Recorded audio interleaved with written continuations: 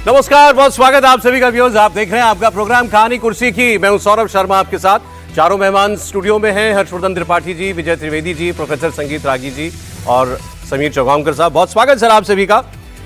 दिवाली पर प्रधानमंत्री नरेंद्र मोदी ने माफ कीजिएगा, देशवासियों के नाम एक चिट्ठी लिखी है, एक पत्र लिखा है और अपने इस पत्र में उन्होंने देश से कुछ बातें कही हैं जो हम आपको बताएंगे। इसमें ऑपरेशन सिंदूर का जिक्र है, स्वदेशी अभियान का जिक्र है, सभी भाषाओं का सम्मान करने जैसी बातों का जिक्र उन्होंने किया है। प्रधानमंत्री मोदी ने कहा है कि भगवान राम के आदर्शों का अनुसरण करते हुए भारत ने ऑपरेशन सिंदूर के तहत अन्याय का बदला लिया, लेकिन संयम भी दिखाया। प्रधानमंत्री नरेंद्र मोदी ने दीपावली के मौके पर देशवासियों को जो चिट्ठी लिखी उसमें कहा है कि यह दीपावली इसलिए एक विशेष है क्योंकि अयोध्या में राम मंदिर के भव्य निर्माण के बाद यह दूसरी दीपावली है।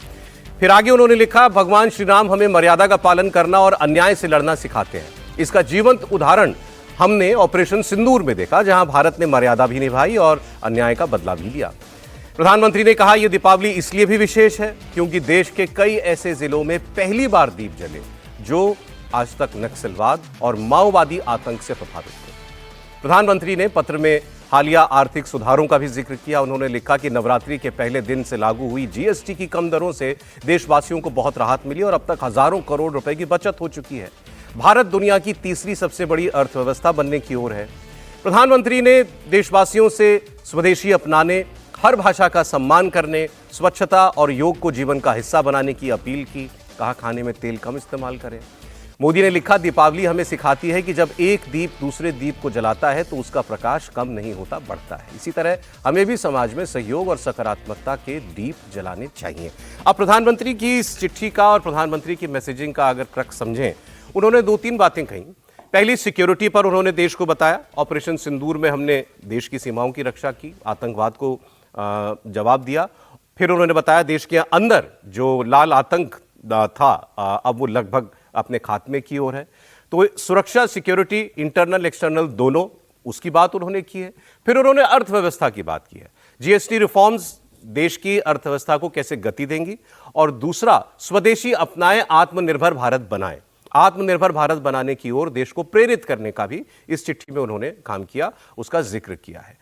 और इसके अलावा जब वो राम मंदिर की बात करते हैं, दीपोत्सव की बात करते हैं, तो कहीं ना कहीं देश को उसकी सांस्कृतिक जड़ों की ओर ले जाने की बात भी वो करते हैं। अब दिवाली पर इस चिट्ठी का और उन्होंने जो संदेश दिया, इसकी चर्चा हम लोग करें। प्रधानमंत्री का सबसे मजबूत पक्ष मैसेजिंग है। वो जिस तरीके से, और 11 साल से अब तो किसी ना किसी मौके पर देशवासियों से वो बात करते हैं, चाहे वो मन की बात का उनका रेडियो का प्रोग्राम हो या अलग अलग कार्यक्रमों में सीधे जिस तरीके से जनता से वो संवाद करते हैं, उससे वाकई देश के अंदर एक, आप कह सकते हैं, वो मोल्ड करने की कोशिश करते हैं कि भाई हमें अब इस दिशा में जाना है। दिवाली पर जो वो बातें कह रहे हैं, पहले त्रिपाठी जी से हम पूछ लें, ये जो 3-4 पक्ष उन्होंने रखे, सुरक्षा का, सिक्योरिटी का और बाकी बातें, आज प्रधानमंत्री ये बातें उनको क्यों कहनी पड़ रही हैं? देखिए, मुझे लगता है कि जो आपने एक बात कही ना कि कम्युनिकेशन, और ये चूंकि मुझे लगता है कि सबके मेल में या किसी न किसी जरिए से जरूर आया होगा, मेरे पास भी आया हुआ है। और इसमें मैं नीचे गया तो बड़ी एक रोचक बात है।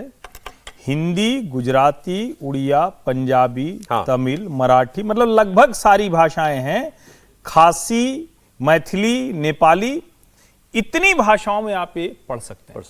तो इसमें जो ये है ना कि आप हर भाषा का सम्मान करें, तो प्रधानमंत्री नरेंद्र मोदी को पता है कि वो किस तरह की लड़ाई लड़ रहे हैं। वो लड़ाई ये है कि कभी राहुल गांधी खड़े होंगे, उत्तर दक्षिण का भेद कराने लगेंगे। कभी स्टालिन कहेंगे कि हमारी सरकार एक बिल लेकर आ रही है, हिंदी का विरोध करेंगे। किसी दिन सिद्धारमैया और डीके शिव कुमार उठेंगे और कहेंगे क्यों अंग्रेजी लगा हुआ है या कोई हिंदी लगा हुआ है। कोई कांग्रेस का नेता पहुंचेगा और किसी फैक्ट्री के बाहर वो कालिक करने लगेगा। फिर दूसरा पक्ष क्या है, बार बार इस देश के लोगों को जामवंत बनकर हनुमान जी की तरह बल याद दिलाना है, क्योंकि इस देश के लोगों को लगता ही नहीं है कि हम इतना बड़ा काम कर लेंगे कि अमेरिका हमारे ऊपर टैरिफ थोप रहा है, चाइना से लड़ रहे हैं, दुनिया से लड़ रहे हैं, और हम स्वदेशी या आत्मनिर्भर में कुछ कर सकते हैं। हम चूंकि आमतौर पर ये इस तरह से रिएक्ट नहीं करते हैं, हम जब खड़े होते हैं तो फिर कर ले जाते हैं, सब कुछ कर ले जाते हैं। हमने अलग अलग समय पर देखा है, लाल बहादुर शास्त्री के समय भी देखा, इंदिरा जी के समय भी देखा, नरसिम्हा राव के समय देखा, अटल जी के समय देखा, और अभी मोदी जी के समय भी लगातार हम देख रहे हैं। यहां पर जब पहुंचते हैं तो एक और खतरनाक बात है जो इस देश में लगातार हुई, और मुझे लगता है कि वो सबसे बड़ा पॉइंट है जिसको माओवादी आतंकवाद के तौर पर हम जानते हैं, रेड टेरर जिसको हम जानते हैं, जिसको अभी एक दिन अमित शाह ने एक कार्यक्रम में कहा कि हम बचपन में थे तो सुनते थे तिरुपति से पशुपति, लाल गलियारा कर देंगे। अब जरा सोचिए, जो लोग कहते हैं भारत नेपाल का रिश्ता क्या है, तो वो भी कम्युनिस्ट भी, जो भी कोई रिलीजन में जिनका भरोसा नहीं है, जिनका धर्म से कोई वास्ता नहीं है, जो मजाक करते हैं, वो भी पशुपति से तिरुपति की बात कर रहे हैं। तिरुपति पशुपति दोनों कौन है ये पता है। वहां जाकर नरेंद्र मोदी को माओवादी आतंकवाद जो समाप्त हो रहा है, जो 31 मार्च 2026 की डेट है, और कहा जा रहा है कि शायद 26 जनवरी को ही इसका ऐलान हो जाए, ये सारी चीजें इसमें शामिल करते हैं। और फिर सबसे जरूरी, आपके जीवन में ठीक हुआ कि नहीं हुआ तो जीएसटी बचत उत्सव कैसे भूलते। तो मैं इसको इस तरह से नहीं देखता कि कोई उनके ऊपर कंपल्शन था, मैं इसको इस तरह से देखता हूं कि वो इतना दूसरों को एक तरह से कहें कि कंपल्शन में डालते हैं, या कहें कि अपने वर्ग को, अपने समर्थक वर्ग को, कि वो हमेशा तैयार रहे, उसके पास कुछ रेडी मटेरियल जिसको कहते हैं ना, वो तैयार रहे, जैसे वो रेडी टू ईट टाइप आता है, तो हर वक्त उनके पास कुछ तैयार रहे जिससे डिबेट में, बातचीत में, चर्चा में, या कहें कि चुनाव के वक्त भी उसका लाभ मिले। आप पिछले 6 महीने से अगर आप देखें, विशेष तौर पर 6 महीने, क्योंकि मैं ऑपरेशन सिंदूर के बाद की बात कर रहा हूं, पहलगाम हमले के बाद से सुरक्षा प्रधानमंत्री के भाषणों में, उनके कम्युनिकेशन में एक सबसे बड़ी थीम रही है। पाकिस्तान का इतना नाम कभी नहीं लिया, पाकिस्तान का नाम ही नहीं लेते थे, लेकिन अब आप देखते हैं कि हमने पाकिस्तान को सबक सिखाया। कल उन्होंने बोला, एनएस विक्रांत पर गए कि आपके नाम से ही होश उड़ गया, एनएस विक्रांत के नाम से ही होश उड़ जाते हैं पाकिस्तान के। तो वहाँ एक वो विशेष चीज़ दिखाई देती है। अभी आप जो जीएसटी रिफॉर्म्स की बात कर रहे थे, ये बात बिल्कुल सही है कि इस सरकार का इस जीएसटी रिफॉर्म पर बहुत कुछ दांव में लगा हुआ है, क्योंकि जो दरें कम की गई हैं उसके बाद सरकारों का, राज्य सरकारों का भी रेवेन्यू कम होगा। तो अब इस अर्थव्यवस्था में गति देने के लिए ये जरूरी है कि इससे खरीदारी बढ़े, इकोनॉमी में तेजी आती। क्या वो हुआ, उसका एक डेटा है मेरे पास, मैं आपको प्रोग्राम में थोड़ी आगे चल के हम उसकी बात करेंगे। लेकिन सिक्योरिटी और इकोनॉमी, प्रधानमंत्री जानते हैं कि ये सब देश के सहयोग के बिना नहीं हो सकता। सर देखिए, बात यहीं से शुरू करते हैं कि 146 देश के ऐसे जिले थे जहां पर, जिसको आप रेड टेरर करते हैं या दंडकारण्य कहा जाता था। दंडकारण्य जब हम बात करते हैं तो याद आ जाता है भगवान राम के समय जो है वो राक्षसों का वास हुआ करता था। तो ये दंडकारण्य जो क्षेत्र था वो पूरा का पूरा नक्सल बेल्ट हुआ करता था। आज जो है वो 11 जिले बस मात्र बच गए हैं। और मुझे याद आता है कि 2024 के इलेक्शन से पहले कुछ लोग आए थे, नक्सल से जुड़े हुए लोग आए थे, और उन्होंने कहा था कि कोई समझौता हो सकता है तो करवाइए। और मैं जानता था वो नक्सल से ही जुड़े हुए रहे थे, और पत्रकार भी थे, बीबीसी में बहुत काम किया था। और उन्होंने बहुत साफ कहा था कि अब नक्सल के लिए कोई जगह बची नहीं है, या तो हम लोग मार डाले जाएंगे या हमको सरेंडर करना हमारी मजबूरी है। लगभग वही काम पिछले 1 साल से हुआ है। जो लोग कहते थे कि नक्सलवाद एक राजनीतिक समस्या है, उन्होंने बताया कि कैसे हम नक्सलवाद से निपट सकते हैं, और नक्सलवाद से निपटा गया पूरी तरीके से। दूसरी बात है, देखिए, प्रधानमंत्री के इस पत्र में 2-3 बातें साफ है। एक तो हमने क्या किया है इधर, पिछले 2-3 महीनों में क्या ऐसा अचीवमेंट हमारा हुआ है, वो ऑपरेशन सिंदूर के बाद से हमने क्या क्या ये चीज़ें हैं जिसे आप टॉकिंग पॉइंट्स आप कह सकते हैं। साथ ही साथ भविष्य के लिए एक रेखांकन भी है, क्या भविष्य की हमारी चुनौतियां हैं। तो आप देख रहे हैं जिंजी का मूवमेंट चारों ओर पूरी दुनिया में है। क्या चीज को लेकर के हो सकता है, भाषा को लेकर के होता है, सांप्रदायिक झगड़े को लेकर के हो सकता है। तो सामाजिक सौहार्द हम कैसे बनाए रखें जी, इस पर भी प्रधानमंत्री का जोर है। भाषाई झगड़े हमारे यहाँ देश में हम देख रहे हैं कि दक्षिण भारत के अंदर स्टालिन हो, चाहे वो कर्नाटक के अंदर हो, इस चीज को हवा देने की बात की जा रही है। बंगाल के अंदर खास करके ममता बनर्जी इस प्रकार के आंदोलन को हवा देने की कोशिश कर रही हैं। हिंदी बनाम बंगला, कर्नाटक बनाम हिंदी, कर्नाटकी बनाम हिंदी, इसके अलावा जो है वो दक्षिण भारत की भाषाओं के खिलाफ और हिंदी के एक दूसरे के खिलाफ। तो इन सारी चीजों की ओर प्रधानमंत्री ने एक ढंग से जवाब दे दिया है, ठीक है, कि जो आज की सरकार है, आज की सरकार की स्थिति क्या है, कोई भी सारी भाषाएं जो है राष्ट्रीय भाषा जी। है, हम उनमें कोई विवाद नहीं है। सर आगे आप इस पर टिप्पणी कीजिएगा, मैं और खबरें में बता देता हूं। दिवाली के अगले दिन रस्म है कि ये बताना हवा कितनी खराब हुई, तो वो भी आपको बता दें। वैसे दिल्ली में इस बार खूब जबरदस्त आतिशबाजी हुई। मैं मिला मेहमानों से तो सबने यही कहा कि इस बार खूब पटाखे चले। अब पीटीआई के आंकड़ों के मुताबिक दिल्ली में इस बार 500 करोड़ रुपए के पटाखों की बिक्री हुई है। दिल्ली में 500 करोड़ रुपए। इससे आपको अंदाजा लगेगा कि इस बार दिल्ली वालों ने दिवाली कैसे जबरदस्त जोशो खरोश के साथ मनाई है। और जहां तक हवा का सवाल है, आगे दिखा दिए, जहां तक हवा का सवाल है तो ये आपको दिख ही रहा है तस्वीरों में, ये होता है। दिवाली के हर अगले दिन ऐसी ही तस्वीरें होती हैं। हर बार की तरीके से इस बार भी दिल्ली में जो है वो एयर पोल्यूशन को लेकर, पटाखे चलाने को लेकर सियासत भी हो रही है, पॉलिटिक्स हो रही है। कांग्रेस पार्टी की एक प्रवक्ता शमा मोहम्मद, उन्होंने रात को 12:41 पर एक्स पर एक पोस्ट किया और उन्होंने लिखा कि अब जाकर पटाखे फोड़ना जो है लोगों ने बंद किया है। ये लगातार हो रहा था, बेरहमी से हो रहा था। दिल्ली में किसी को कानून की परवाह नहीं है, पुलिस और अदालत बस मूक दर्शक बनी हुई है। मैं उनका ये राइट है कि अगर वो दिल्ली की वासी हैं तो वो उनको ये बात अगर उनको खराब लग रही है तो उनको कहनी चाहिए, उन्होंने अपनी बात कही, इसमें कोई बात नहीं है। लेकिन ये जो पोल्यूशन और दिवाली, इसकी जो पॉलिटिक्स है, इस पर इस बार कुछ नया हुआ। सुप्रीम कोर्ट ने अलाउ किया कि आप पटाखे चला सकते हैं, लेकिन ग्रीन क्रैकर्स आपको चलाने पड़ेंगे, एनवायरमेंट फ्रेंडली पटाखे आप छुड़ा सकते हैं। दिल्ली में प्रदूषण की चिंता का विषय अब है, इसमें कोई दो राय नहीं, लेकिन एक सच्चाई ये है कि वायु प्रदूषण का ये हाल सिर्फ दिवाली के पटाखों की वजह से नहीं होता है। इससे जरूर एक दो दिन के लिए इसमें बहुत एक अचानक तेजी आती है। इसके पीछे पराली जलाने जैसी चीजें भी बहुत महत्वपूर्ण भूमिका में रहती हैं। पटाखों से जो प्रदूषण हुआ है ये एक दो दिनों में छट जाएगा, लेकिन पराली की वजह से जो प्रदूषण हो रहा है वो कब से चला आ रहा है और आगे कितने दिनों तक चलेगा, ये सोचिए। पंजाब में ताबड़तोड़ पराली जलाने के मामले सामने आ रहे हैं। एक रिपोर्ट के मुताबिक 19 अक्टूबर तक पंजाब में 300 से ज्यादा पराली जलाने के मामले सामने आए। 147 मामलों में एफआईआर हुई। पंजाब में पराली जलाने के केसेस लगातार बढ़ रहे हैं। अमृतसर, तरन तारण इसके हॉटस्पॉट हैं इस वक्त। सबसे ज्यादा यहीं पर पराली जलाने के केसेस हुए हैं। अब ऐसे में सवाल है कि आखिर ये मामले जो हैं ये कब बंद होंगे। पिछले साल पंजाब में पराली जलाने की 10,909 लगभग 11,000 घटनाएं हुई थी और 2025 में एक बार फिर ऐसे ही इन मामलों में तेजी आ गई है। दिल्ली में इस वक्त ग्रैप 2 की पाबंदियां लग चुकी हैं।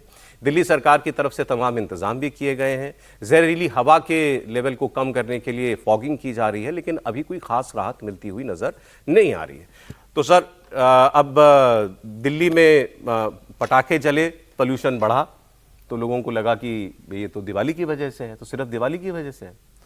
देखिए, अरविंद केजरीवाल दिल्ली की जनता से पूरा बदला ले रहे हैं चुनाव हारने का, और उसमें कोई कसर अरविंद केजरीवाल नहीं छोड़ रहे। और अरविंद केजरीवाल क्या भूमिका निभा रहे हैं इसमें मैं क्लियर कर देता हूं कि देखिए, एक बार अरविंद केजरीवाल ने पहले कहा था जब दिल्ली चुनाव थे कि हरियाणा की सरकार यमुना में जहर मिला रही है जिससे दिल्ली के लोग मारे जा सके।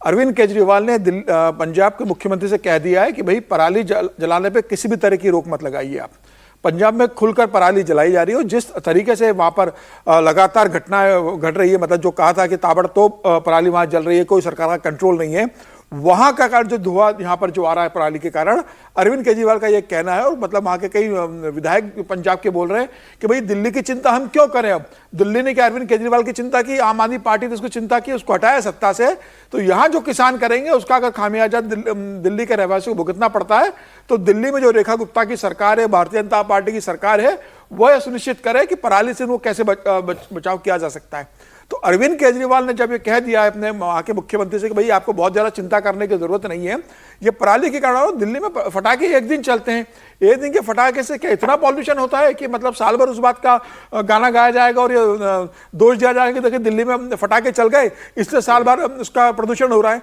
दिल्ली का प्रदूषण वो 48 से 72 घंटे के अंदर चला जाता है, लेकिन ये पराली का जो पूरा समय चलता रहता है और जिसके असर हमें अक्टूबर एंड में, नवंबर में और दिसंबर तक दिखता है, उसको लेके अरविंद केजरीवाल पंजाब सरकार ने क्या किया, पंजाब सरकार इस बात को बताए। अब पंजाब सरकार कह दी थी कि हरियाणा में बीजेपी की सरकार है, हरियाणा में से पराली जलाई जा रही है। हरियाणा में भी जलती है, बात सही है, लेकिन पंजाब में ज्यादा जलती है। लेकिन पंजाब में जिस तरीके से हो रहा है पूरी तरीके से, और अब पंजाब में तो अभी कल ही डाटा आया है कि पंजाब में तो 2025 में इतने ज्यादा पराली के केस आ रहे हैं, कोई मामला दर्ज नहीं हो रहा, न मुख्यमंत्री अपील कर रहे हैं, न आम आदमी पार्टी के विधायक अपील कर रहे हैं, न मंत्री कर रहे हो, मंत्री तो खुलकर कह रहे हैं। अभी कुछ दिन पहले पेपर में आया था कि उनको कह रहे थे कि भाई आपने केजरीवाल को हरा दिया तो अब हम पंजाब के लोग दिल्ली की चिंता क्यों करें।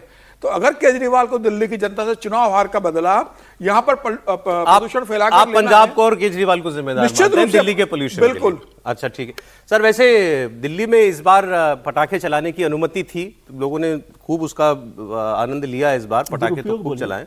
हाँ दुरुपयोग बोली। उनके लिए तो आनंद था ना सर। हाँ, उनके लिए आनंद हाँ था। तो इसीलिए चलाने वालों के लिए तो, लेकिन लोग कह रहे हैं देखिए जैसे कि दिल्ली में बीजेपी की सरकार आई तो पटाखे भी शुरू हो गए, बोला यहाँ भी हिंदुत्व का एलिमेंट है। मैं उस पर नहीं जाता हिंदुत्व के एलिमेंट पर, लेकिन दुरुपयोग तो हुआ।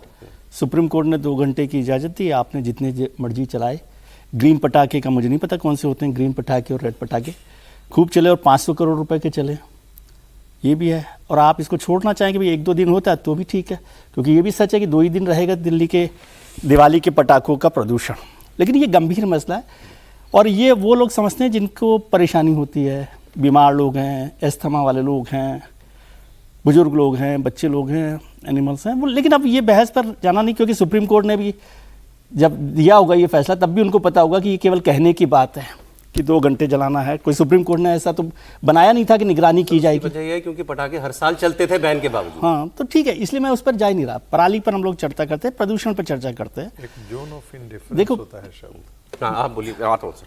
पराली की परेशानी तभी खत्म हो सकती है जब दिल्ली और पंजाब में एक ही पार्टी की सरकार हो, क्योंकि फिर हम उन पर आरोप नहीं लगाएंगे। जैसे अभी केजरीवाल साहब की सरकार थी 10 साल, तो पंजाब में पराली से दिल्ली में प्रदूषण नहीं होता था।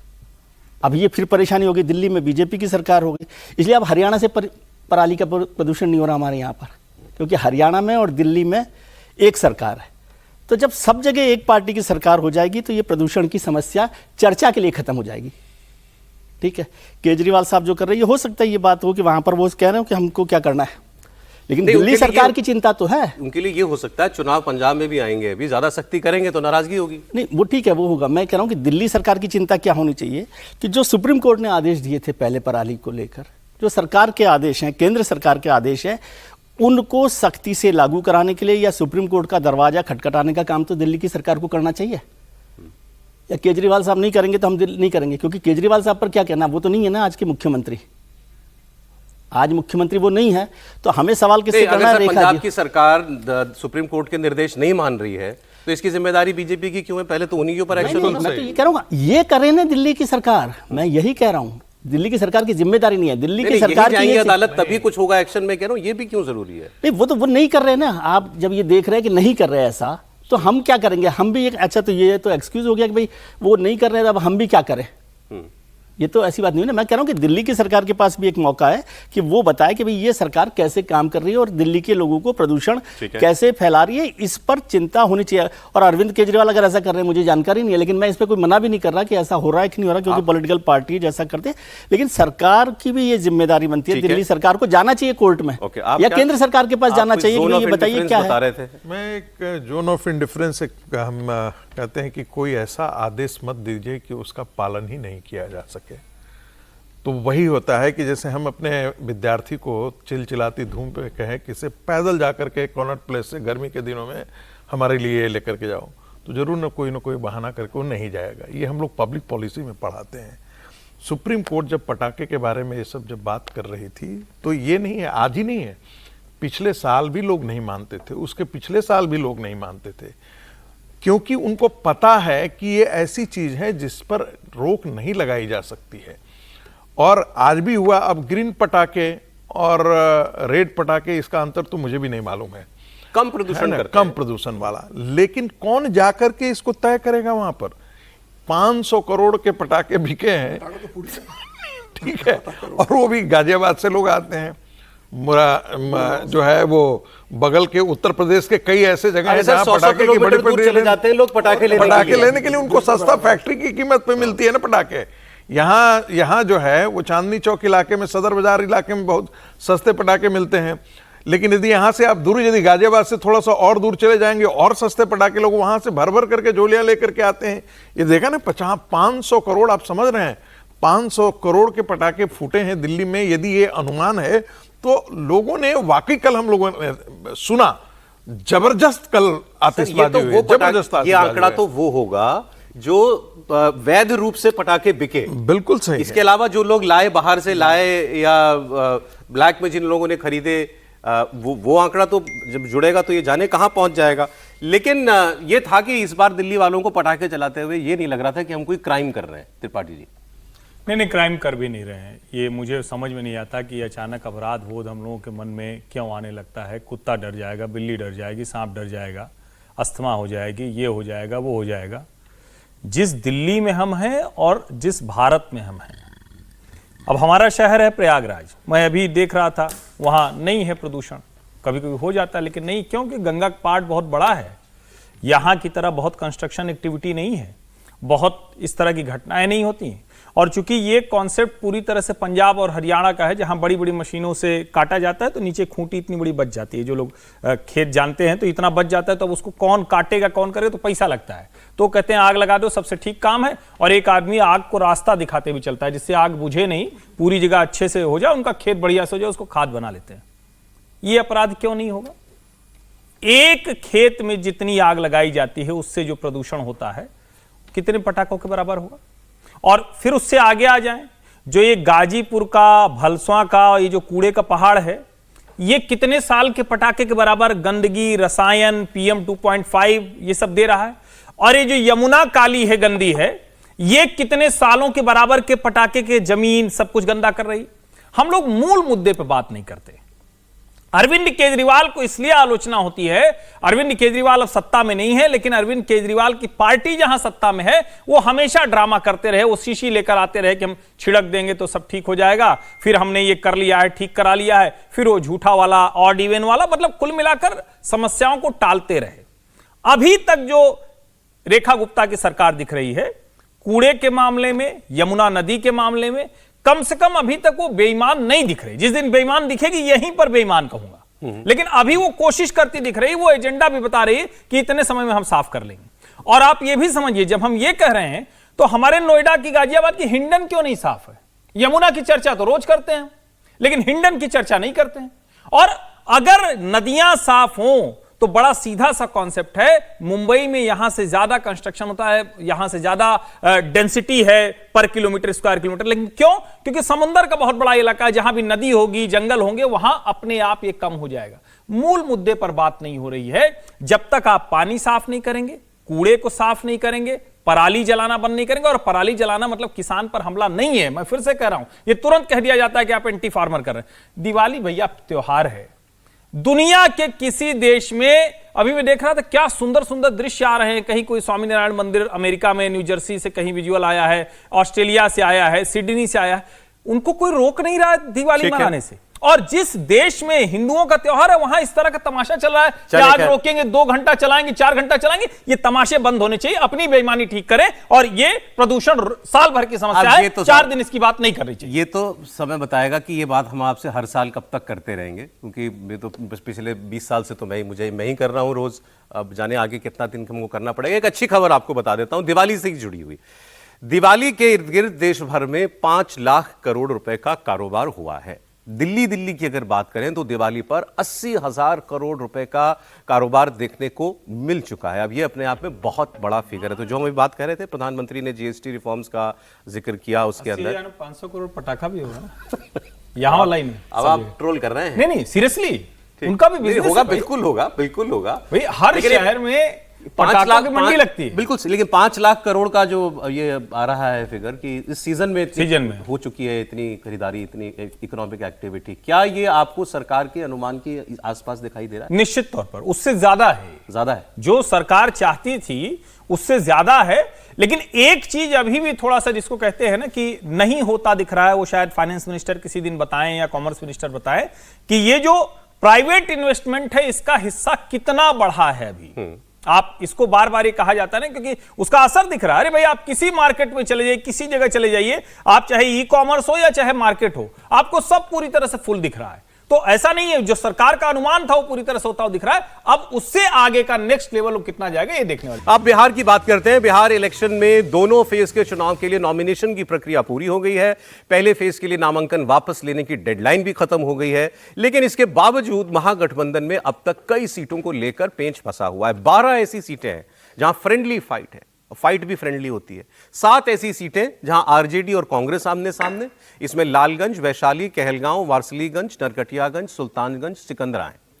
4 ऐसी सीटें जहां पर कांग्रेस और लेफ्ट के कैंडिडेट आमने सामने हैं, राजापाकड़, बिहार शरीफ, बछवाड़ा और करगहर की सीट है। इसके अलावा चैनपुर और बाबू बरही, ये 2 ऐसी सीटें हैं जहां पर आरजेडी और वीआईपी आमने सामने हैं। अब ये झगड़ा नहीं सुलझ रहा, इसके लिए अब आप तेजस्वी को दोष दीजिए, राहुल गांधी को दोष दीजिए, मुकेश सहनी ने बीच में आकर के क्यों 15 मांग ली सीटें, उसके लिए उनको दोष दीजिए। जो भी हो, नुकसान तो ये पूरे महागठबंधन का है। और महागठबंधन भी क्यों का है, नुकसान तेजस्वी यादव का है, क्योंकि मुख्यमंत्री बनना है तेजस्वी यादव को। लाइन में लगे हुए हैं, पिछले 2 चुनाव से नहीं हो पा रहा है, और उसके लिए वो कभी कांग्रेस को जिम्मेदार मानते हैं, कभी किसी और चीज को। लेकिन इसके लिए किसको जिम्मेदार बताएंगे, क्योंकि यहां किसी को तो पीछे हटना था, और वो कौन है, यही बहस हो रही है। आरजेडी कहती है राहुल गांधी या कांग्रेस कहती है कि बहुत अहंकार में तेजस्वी यादव हैं, और हम तो इस वक्त कुछ ज्यादा मांग ही नहीं रहे थे। कांग्रेस कहती है कि भाई हम 70 लड़े थे, 60 मांग रहे थे, आप 60 भी हमको देने को तैयार नहीं थे, तो हमने अपने कैंडिडेट दे दिए, अब उसके बाद आप जानिए। लेकिन इस एटीट्यूड से क्या चुनाव जीता जाता है? और परसों सेकंड फेज का नॉमिनेशन वापस लेने की अंतिम तारीख है, मतलब ये कोई 48 घंटे का वक्त है। इसके अंदर अगर ये 12 सीटों में से किसी एक पार्टी ने वापस नहीं लिया अपना कैंडिडेट, तो इन 12 पर तो आप हार लगभग सुनिश्चित मानिए, क्योंकि इतने क्लोज कॉन्टेस्ट में कहां अगर 2 मजबूत पार्टियां एक ही गठबंधन के चुनाव लड़ेंगी तो क्या चांसेस बचेंगे, इसकी बात करेंगे। लेकिन बहुत सारे रिएक्शंस हैं इस पर। देखिए बीजेपी महागठबंधन के झगड़े पर क्या कह रही है। देखिए, राष्ट्रीय जनता दल ने अपनी लिस्ट जारी की है। कई सीटों पर जहां कांग्रेस और अन्य दल के महागठबंधनों के उम्मीदवार हैं, उन सब पे भी उम्मीदवार डाला है। इससे एक बात साफ हो गई है कि राष्ट्रीय जनता दल ने टिकट में कोई पैमाना नहीं देखा है। महागठबंधन पूरी तरह महाफूट का शिकार हुआ है, और उनकी लिस्ट में पूरी तरह साफ दिख रहा है कि उन्होंने अपने कार्यकर्ताओं की उपेक्षा की है और किसी को भी टिकट दिया है। आरजेडी की लिस्ट में जीतकर आने वाला कोई नहीं है। तेजस्वी यादव राघोपुर में भी चुनाव में फंस गए हैं, और वो भी जीतकर आने वाले नहीं हैं। ये शाहनवाज हुसैन बोल रहे थे। अब चिराग पासवान ने महागठबंधन में की इस महाभारत को लेकर तंज कसा। उन्होंने कहा कि जो अपना गठबंधन नहीं संभाल पा रहे वो बिहार संभालेंगे। महागठबंधन धराशायी हो रहा है, ध्वस्त हो रहा है। वो भी कहीं ना कहीं कई ऐसी सीटें जो संभवतः हम लोग अपने खाते में नहीं गिन रहे थे, वहां पे भी हम लोग को वॉक ओवर देने का कार्य करेगा। हकीकत में जो गठबंधन अपने घटक दलों को नहीं संभाल सकता, जो 5-6 दलों को एक साथ नहीं रख सकता, वो बिहार और बिहारियों को एक साथ कैसे रख सकता है। जैसा राज्य जहाँ पे अलग अलग जात पात धर्म समुदाय के लोग रहते हैं, अलग अलग समाज के लोग रहते हैं, जब अगर आप 5-6 दलों को एक साथ नहीं रख पा रहे, तो आप इन सबको एक साथ कैसे समावेश कैसे कर पाएंगे। चिराग पासवान को जवाब मिला आरजेडी से। आरजेडी के प्रवक्ता मृत्युंजय तिवारी ने कहा कि 2-3 सीटों पर हमारी फ्रेंडली फाइट होने से चिराग खुशफहमी पाले हुए हैं कि वो जीत जाएंगे। इसका मतलब यह है कि बाकी सीटों पर वो पहले ही हार मान चुके हैं। एनडीए में ही आपस में लड़ रहे थे। चिराग पासवान जी कह रहे थे कि उनके पार्टी के नेता के मुख्यमंत्री का चेहरा हैं, सभी सीटों पर लड़ेंगे। आदरणीय जीतन बाबू मांझी जी क्या कह रहे थे, आदरणीय उपेंद्र कुशवाहा जी, तो एनडीए में तो सब लड़ रहे थे। अरे सीट बंटवारे पर अगर कुछ सीटों पर हमारे दोनों उम्मीदवार हैं, कांग्रेस पार्टी के भी आरजेडी के भी, तो मुकाबला हो जाएगा। वहाँ जो जीतेंगे वो हमारे महागठबंधन के होंगे। ये लोग जो हमारे विरोधी हैं, ये दरअसल जो सीटें जहाँ पर फ्रेंडली फाइट हो रहे हैं महागठबंधन के उम्मीदवार, उन्हीं सीटों पर ये खुशफहमी में है कि हम जीत जाएंगे।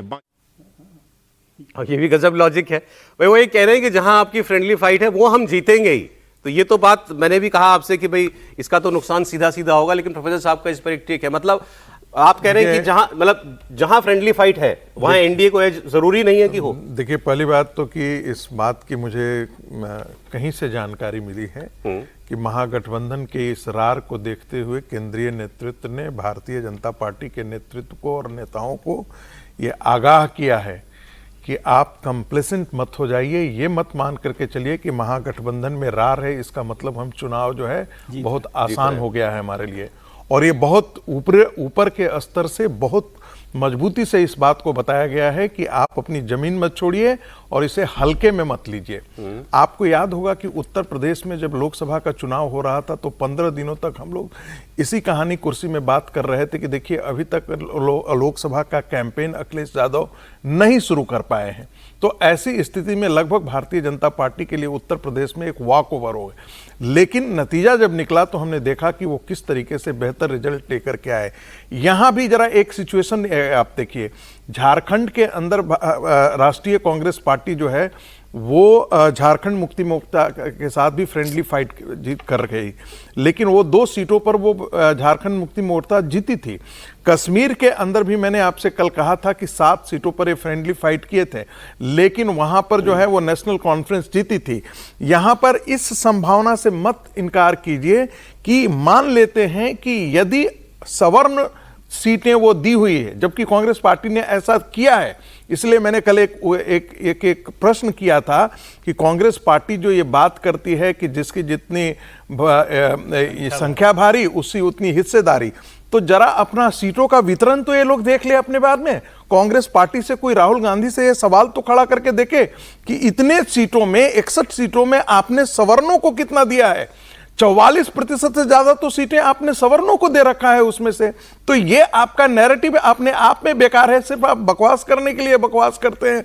रही बात कि वो वोट काटने के लिए वो है, यदि ऐसी स्थिति में यदि वोट कटता है तो ऐसा कोई जरूरी नहीं है कि वो सीटें जो है वो ये आपकी इस बात पर मैं आगे चर्चा एक नैरेटिव मैं एक पर्सपेक्टिव मैंने दिया। ठीक है त्रिपाठी जी, मतलब महागठबंधन की फ्रेंडली फाइट का मतलब ये नहीं कि जरूरी कि एनडीए का उम्मीदवार निकाल ले जाए सीट। नहीं, ऐसा तो होता भी नहीं है। अगर मान लीजिए कि कोई बहुत मजबूत है राष्ट्रीय जनता दल का प्रत्याशी और वहां कांग्रेस ने खड़ा भी कर दिया तो कितना वो असर डालेगा ये सवाल होगा। और बार बार ये बात कही जा रही क्या कांग्रेस के पास इतने प्रत्याशी भी हैं, लेकिन एक बात जो अभी प्रोफेसर साहब कह रहे हैं उसको लेकर कई लोग कह रहे हैं कि चूंकि कांग्रेस पार्टी उन्हीं सीटों पर सवर्णों को टिकट दे रही, जरा ये भी आप समझिए, वो जो कह रहे हैं ज्यादा हिस्सा दिख रहा है, हिस्सा ज्यादा नहीं है। जहां पर राष्ट्रीय जनता दल के सामने वो इस स्थिति में नहीं है वहां उन्होंने टिकट दिया है, तो उन सीटों पर क्या जातीय वोट पड़ जाएंगे? हालांकि ऐसा लगता नहीं है, जो लोग ये आशंका जता रहे हैं वो भी यही कहते हैं, लेकिन निश्चित तौर पर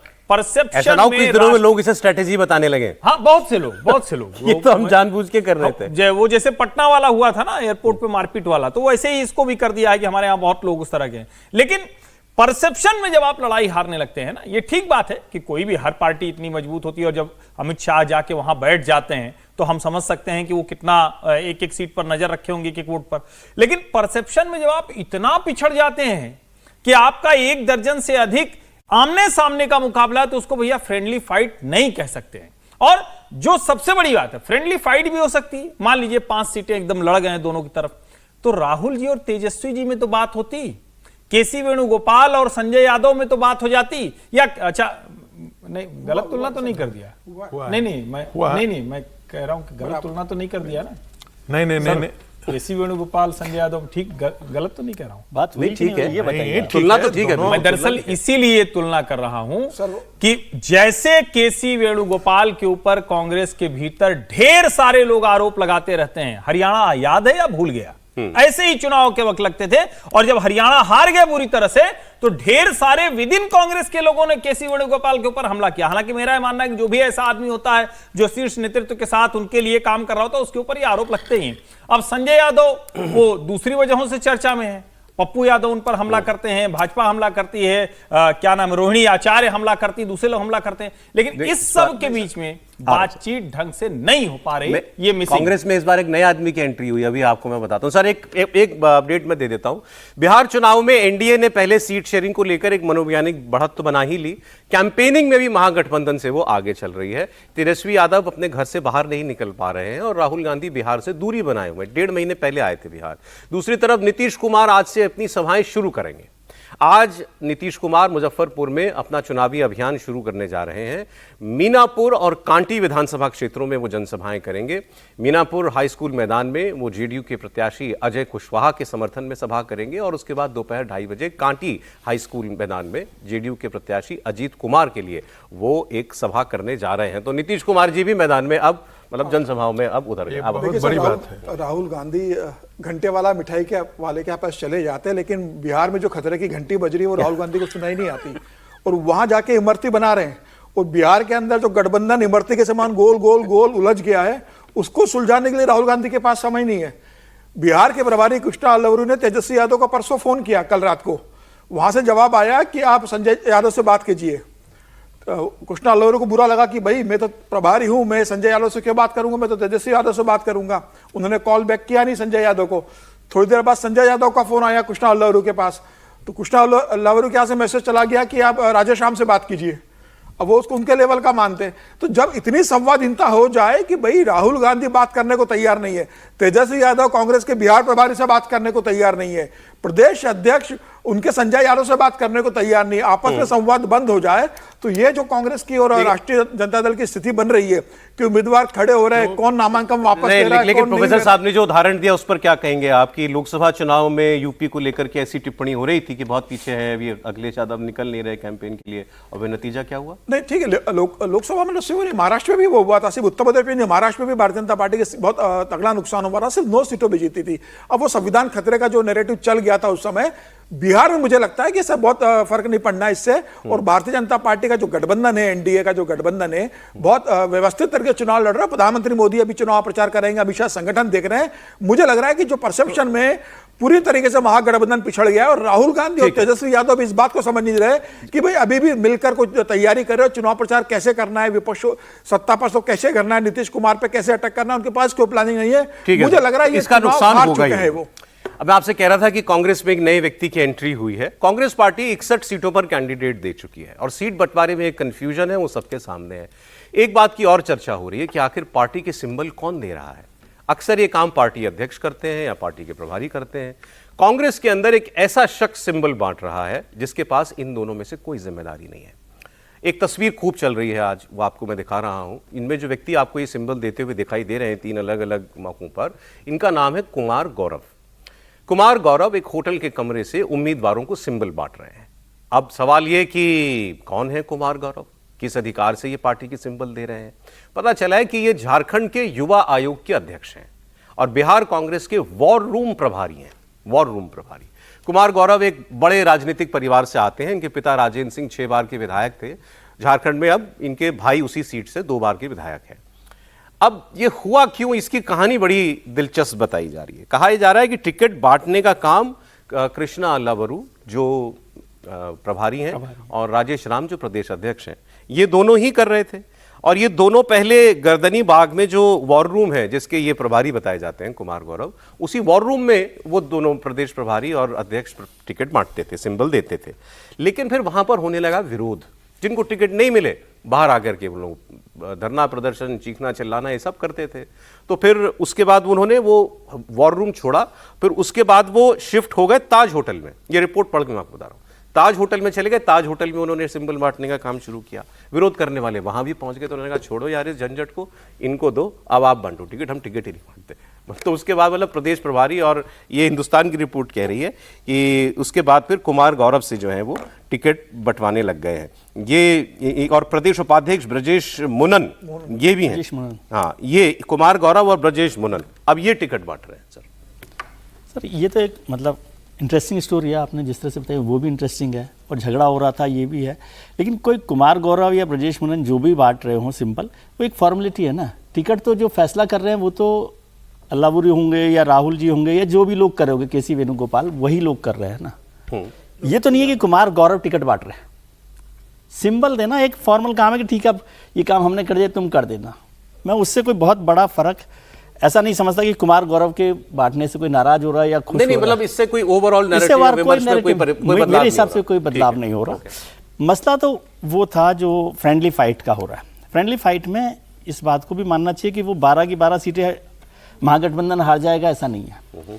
फ्रेंडली फाइट में का एक मतलब ये भी समझ सकते हैं कि इसका मतलब वो दोनों पार्टियां अपने लिए ज्यादा मजबूत सीट समझती हैं, जो भी दो उम्मीदवार खड़े तभी इंसिस्ट कर रही हैं।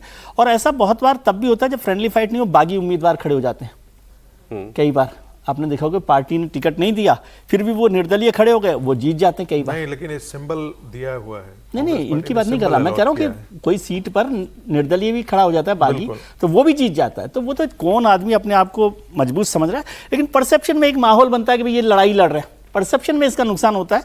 और कई बार इंडिविजुअल पार्टी को फायदा हो जाता है। जैसे मैं समझता हूँ इसमें कांग्रेस को फायदा हो सकता है, उनके जो सीट नंबर है बढ़ सकता है अगर वो इस लड़ाई को लड़ रहे हैं। सर लेकिन मैनेजमेंट भी तो कोई चीज होती है ना। हाँ, एक उदाहरण देकर स्ट्रेटेजी के तौर पर नहीं। हाँ, उदाहरण के तौर पर अब मैं आपको एक खबर बताता हूं, फिर आप कहिएगा टिप्पणी इस पर अपनी। अब बड़ी इंटरेस्टिंग खबर है जो मैं आपको बता रहा हूं, बड़ी दिलचस्प खबरें सामने आ रही हैं। सम्राट चौधरी तारापुर से चुनाव लड़ रहे हैं, डिप्टी सीएम है। यहां पर वीआईपी के पार्टी के मुकेश सहनी की पार्टी ने एक प्रत्याशी दिया था पहले, अब वो प्रत्याशी पलट गया। वीआईपी ने सकलदेव बिंद को तारापुर की सीट से टिकट दिया और उस व्यक्ति ने अब बीजेपी ज्वाइन कर ली। ये इससे ये भी पता चलता है कि ये नेता जो छोटी पार्टियां इतना दबाव बनाती हैं, इनका कितना होल्ड है अपनी पार्टी के ऊपर। सम्राट चौधरी की मौजूदगी में सकलदेव बिंद को ये जो है पार्टी की सदस्यता दिलाई गई है। ये सीट वीआईपी डिमांड कर रही थी, वीआईपी को बाद अपना कैंडिडेट दे दिया, उसने नॉमिनेशन कर दिया बिंद साहब ने। फिर उसके बाद हुआ जब झगड़ा निपटाया गया कि नहीं साहब तुम अपना कैंडिडेट वापस ले लो, यहाँ तो राजद या जो भी लड़ रही है यहाँ से महागठबंधन की पार्टी वो लड़ेगी दूसरी पार्टी। उन्होंने इनको मजबूर किया वीआईपी के चीफ ने कि आप पीछे हट जाइए। ये पीछे तो हट गए, लेकिन अब मैं पार्टी छोड़ रहा हूँ, अब मैं बीजेपी में जा रहा हूँ। तो ये अब इनको बीजेपी में जाने के लिए किसी ने प्रेरित भी किया होगा, किसी ने बाहें खोल कर बुलाया भी होगा। और अभी तो लक्ष्मी पूजा का महोत्सव चल रहा है, अभी तो दीपावली में 5 दिन का, तो ये सब चलता रहता है काम। लेकिन ये स्ट्रेटेजी में मतलब एनडीए या बीजेपी, मैं बीजेपी के गठबंधन की मतलब बीजेपी की बात करूं तो वहां पर ये मैनेजमेंट तो बहुत बेहतर तरीके से होता है ना, इसमें तो कोई शक ही नहीं है कि वो किस तरह से कर रहे हैं। और जैसे अमित शाह लगातार छोटे बड़े कैंडिडेट को किसके पास किसको भेजना है, नहीं भेजना है, विड्रॉ कराना है, सीट पर बैठाना है, ये सारा काम भी हो रहा है। और छोटी पार्टियों में आमतौर पर ऐसा आरोप होता है कि ये जो कैंडिडेट बनते हैं वो भी लक्ष्मी कृपा से बनते हैं, लक्ष्मी देकर। हाँ, ऐसा माना जाता है कि वहां पर कर दिया है, अब उन्होंने विड्रॉ करवा लिया तो उनका ठीक है। ऐसा मुझे एक कैंडिडेट का याद आता है, उत्तर प्रदेश के एक चुनाव में एक बड़ी पार्टी मतलब भारतीय जनता पार्टी कांग्रेस को छोड़कर भी बड़ी पार्टियां वहां पर हैं, उनके एक कैंडिडेट को टिकट दिया गया और बड़ा पैसा लेकर टिकट दिया गया।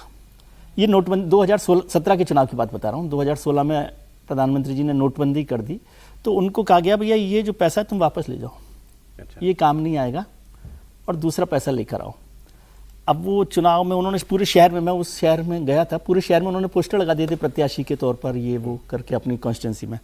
तो उनका अब ये कैसे होगा, तो उनका ये पता नहीं, तुम इसको पैसे को ले जाओ। अब उसने कहा 1 दिन में 2 दिन में तो मेरे पास नहीं हो सकता। तो एक कोई और थे जो टोल्स का मैनेजमेंट देखते, जिनकी कंपनी टोल का काम देखती थी, उन्होंने दूसरे दिन उसमें और थोड़ा सा प्रसाद बढ़ाकर वो दे दिया और उनको टिकट मिल गया। तो ऐसा बहुत बार टिकटों को लेकर होता रहता है और भारतीय जनता पार्टी इस पर नजर रखती है। ऐसा नहीं है ना कि वहां पर भी नहीं हो सकता। एग्जैक्टली ये आपको मतलब मैं मीन्स की बात नहीं कर रहा कैसे किया, लेकिन आप करना आपने उसको करवाया ना, इतना आपके अंदर वो था। ये मैं बताऊं, जैसे मैं ये कहता हूं कि किसी भी थाने के हल्के में कोई चोरी हो, अपराध हो, पुलिस वाले को नहीं पता हो, ऐसा मैं नहीं मानता। ऐसी पॉलिटिकल लीडर्स को पता होता है कि उनके यहाँ पर कौन कमजोर कड़ी है, कौन जा सकता है, कौन बदमाशी कर सकता है, कौन क्या कर सकता है। उस पर वो अमित शाह जैसे लोग और भी जो लोग उनके साथ मिले हुए हैं, जुड़े हुए हैं, वो सब लोग करते हैं। यहाँ पर जो महागठबंधन है उसमें थोड़ी सी परेशानी इसको लेकर है। बंगाल चुनाव में एक जब बीजेपी के एक बड़े नेता के बारे में यही कहा जाता था, ये बहुत पुरानी घटना है और वो पेशे से अब तो नहीं रहे वो, कि वो ममता बनर्जी के साथ उनके बेहतर संबंध थे और उन्होंने कॉन्स्टिट्यूएंसी वाइज ये हैंडल ही कर लिया था कि हम यहाँ टिकट खराब लोगों को देंगे और आपके लिए रास्ता निकल जाएगा। तो ये सब चीजें प्लांट भी की जाती हैं। ऐसा नहीं है कि दूसरी पार्टी में आप अपने लोगों को प्लांट नहीं करते VIP और अंतिम प्लांट है समय क्या? विड्रॉ। मैं ये नहीं कह रहा हूं कि ये ऐसा ही है। नहीं आप नहीं कह रहे, मैं पूछ रहा हूँ। नहीं देखिए, जो प्लांट है वो हर आदमी वीआईपी है। मैं तो बार बार ये कहता हूँ ना कि भाई वो वीआईपी हैं, वो कहीं भी आ जा सकते हैं, तो नाम ही में वीआईपी है। लेकिन मुझे भी एक आंकड़ा याद आ गया कि जब 2024 का लोकसभा चुनाव हुआ था तो लगभग कहा गया कि इकोनॉमी में 1.5 लाख करोड़ रुपए जुड़ जाएंगे, और जब जब चुनाव होता है तो चुनाव आयोग पकड़ता है कि इतने 1000 करोड़, इतने 100 करोड़, इतने शराब की बोतल, इतना, ये सब पकड़ा जाता है। तो जो पकड़ा जाता है वो तो पकड़ लिया जाता है, और जो ये लोग पकड़ में आते हैं वो किसी वजह से ऐसे ही पकड़ में आ जाते होंगे। तो इसमें कोई बहुत कहने की बात नहीं है। लेकिन हाँ, एक बात गंभीरता से समझने की है कि जब आप चुनाव को, इलेक्शन प्रोसेस को सीरियसली लेते हैं तो आप फिर कैंडिडेट भी देखते हैं, कमजोर कड़ी भी देखते हैं, कौन अपने पास आ सकता है उसको भी देखते हैं, किसको थोड़ा डराया धमकाया दबाया जा सकता है वो भी देखते हैं।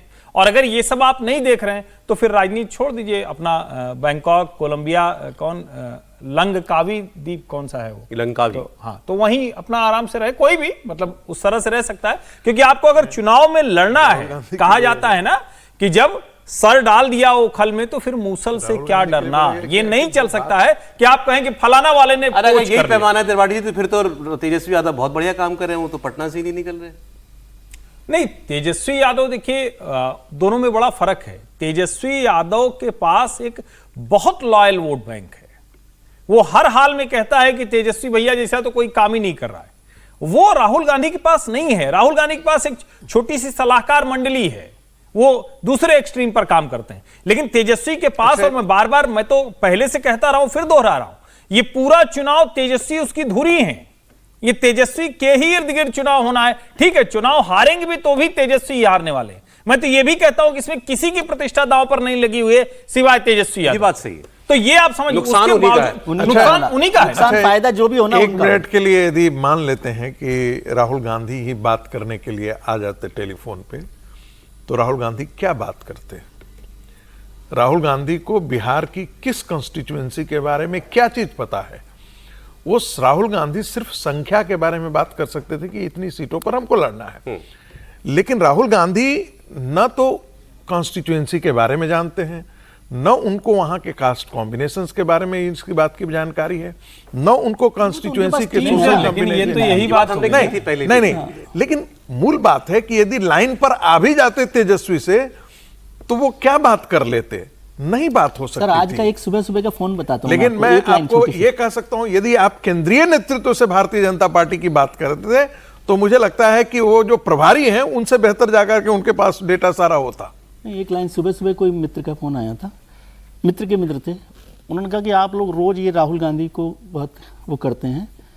यहाँ की बात नहीं, वैसे कि सारे पत्रकार मित्र जो हैं राहुल गांधी को कहते, बोले आपको तो पता नहीं 52 से 99 पर हम पहुंच गए, तब भी आप बहुत गालियां देते थे, डबल हो गए थे, मतलब सरकार नहीं बनी, डबल हो गए थे। बोले किस पार्टी के नंबर जो है डबल हुए थे, ठीक बात है। लेकिन आप उस तरह से एस्टेब्लिश नहीं करते। मैंने कहा तो अब यहाँ भी डबल हो सकता है फिर। नहीं तो वो नहीं डबल हुए, ये बात सही है, लेकिन उन्होंने कहा कि 52 पे ले कौन गया था? नहीं, उन्होंने कहा कि कोई पार्टी लोकसभा चुनावों में डबल नंबर पर नहीं पहुंची और आपने उसको क्रेडिट नहीं दिया। कर लिया डबल, आप ये ले देखिए कौन ना, गया 52 पे? नहीं, लेकिन पौने इसमें 200 से जो सज्जन यहाँ जिन्होंने तक आपको पहुंचाया फोन किया किसने? था, उन सज्जन को जरूर बताइएगा ठीक। कि राहुल गांधी की कितनी प्रशंसा उस दौरान हुई थी कि पार्टी को यहां ले आए। बिल्कुल। लग रहा था, और सब ये चलिए। कह रहे थे कि भैया कुर्ता पहन के पहली बार लोकसभा में आ गए हैं, टी शर्ट उतार दिया, वो आपको याद होगा, कुर्ता पहन के ऐसे ऐसे करते गए थे। तो सबने कहा था कि अब लग रहा है गंभीर होंगे नेता भाई उन्होंने सिर्फ फिर गायब हो गए। कोशिश किया है कि भाई फिर बताना होने के पड़ेगा। चुनाव के बाद कहीं ऐसा ही हाँ, ना हो उलटफेरी जाए। ना हो जाए। बात पाकिस्तान की, मई की मार से पाकिस्तान अभी तक सदमे में है। मई मतलब ऑपरेशन सिंदूर वाली मार, और सबसे ज्यादा परेशान पाकिस्तान की सेना के नंबर 2 ओहदे पर मौजूद जनरल साहिर शमशाद मिर्जा, ये चीफ ऑफ डिफेंस स्टाफ है इनके। अब इनका दर्द सुनिए आप, दर्द कहिए, बौखलाहट कहिए। कल प्रधानमंत्री ने INS विक्रांत से कहा था ना कि ये तो भारतीय नौसेना का नाम सुनकर ही परेशान हो जाता है, बेहाल हो जाता है पाकिस्तान। अब शमशाद मिर्जा ने कहा कि भारत की राजनीति को सेना कंट्रोल करती है।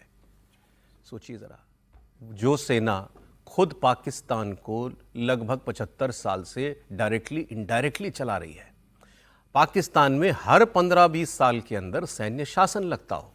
उसके सैन्य अधिकारी भारत को लेकर कह रहे हैं कि भारत की राजनीति को सेना कंट्रोल करती है। शमशाद मिर्जा ने इसके बाद कहा कि अगला युद्ध कश्मीर तक ही सीमित नहीं रहेगा। मतलब पाकिस्तान की सेना यह स्वीकार कर रही है कि वो फिर से सीमाओं पर आतंक फैलाने की योजना बना रही है।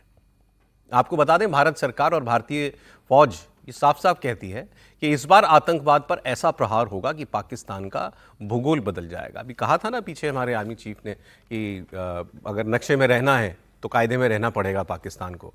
और कल जो प्रधानमंत्री ने INS विक्रांत पर जाकर समय बिताया देश के नौसैनिकों के साथ, उससे तो बहुत ज़्यादा दर्द हुआ पाकिस्तान को। फिर वहाँ उन्होंने बात भी ऐसी कह दी। तो इसका और वहाँ की मीडिया में जो चर्चा हो रही है प्राइम मिनिस्टर के कल की INS विक्रांत के ट्रिप की, उसकी बात भी हम लोग करेंगे। लेकिन पाकिस्तान ये कहे कि भारत के अंदर सेना राजनीतिक मामलों में दखल अंदाजी करती है, वाह भाई वाह। सुनिए जरा। अब ये जो मिर्जा साहब हैं, पता नहीं तो इतना बिना चेहरे पे भाव लाए इतनी बेशर्मी की बातें कैसे कर लेते। वो कह रहे हैं कि भारत की army is politicised and polity is militarised. पर 30 साल तो शायद सीधे 30-40 साल तो सीधे रूल किया है आर्मी ने पाकिस्तान पे, डायरेक्ट। अभी आसिम मुनीर रूल कर रहा है, उससे पहले बाजवा रूल कर रहा था, उससे पहले कोई और, फिर उससे पहले सरकार कालकर पूरा नहीं कर पाई। एक सरकार, बिल्कुल अच्छी बात है, एक सरकार ने पूरे 5 साल का अपना टर्म पूरा नहीं किया पाकिस्तान में, और वहां का आर्मी का CDS भारत को ज्ञान दे रहा है इस मामले पर। इसके तो कई सारे मुहावरे होंगे सर, मुझे याद आता है तो बोलता हूँ। मुझे अभी हर्ष जी के साथ ही में चल रही है, ये जिंगोइज्म का क्या मतलब होता है, ये वो समझा रहे हैं या मुझे नहीं समझ में आता। उन्होंने कहा कि जिंगोइज्म हो रहा है, मिलिटराइज हो रहा है भारत की पॉलिटिक्स। मुझे समझ ही नहीं आ रहा कि वो किस तरह की बात कर रहे हैं, या फिर ये चर्चा हुई कि वो दिन भर यही सब करते रहते हैं तो खुद को भी नहीं दिखने लगता कि सच क्या है क्या नहीं है सच। उस तरह की बात वहाँ चल रही है।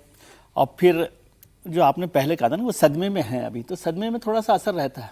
मैं फिल्मों में देखता था कि सदमे में होते थे तो कुछ कुछ बोलते रहते हैं, नहीं कर रहे। ये बहुत नॉन सीरियस तरह के टॉक्स है, और फिर न अपने इतिहास के बारे में समझते, न देश के जो रिलेशनशिप है उसके बारे में समझते। शिमला समझौते की बात यदि उनको याद रहती, और आज वो कह रहे हैं कि थर्ड पार्टी इंटरवेंशन की बात।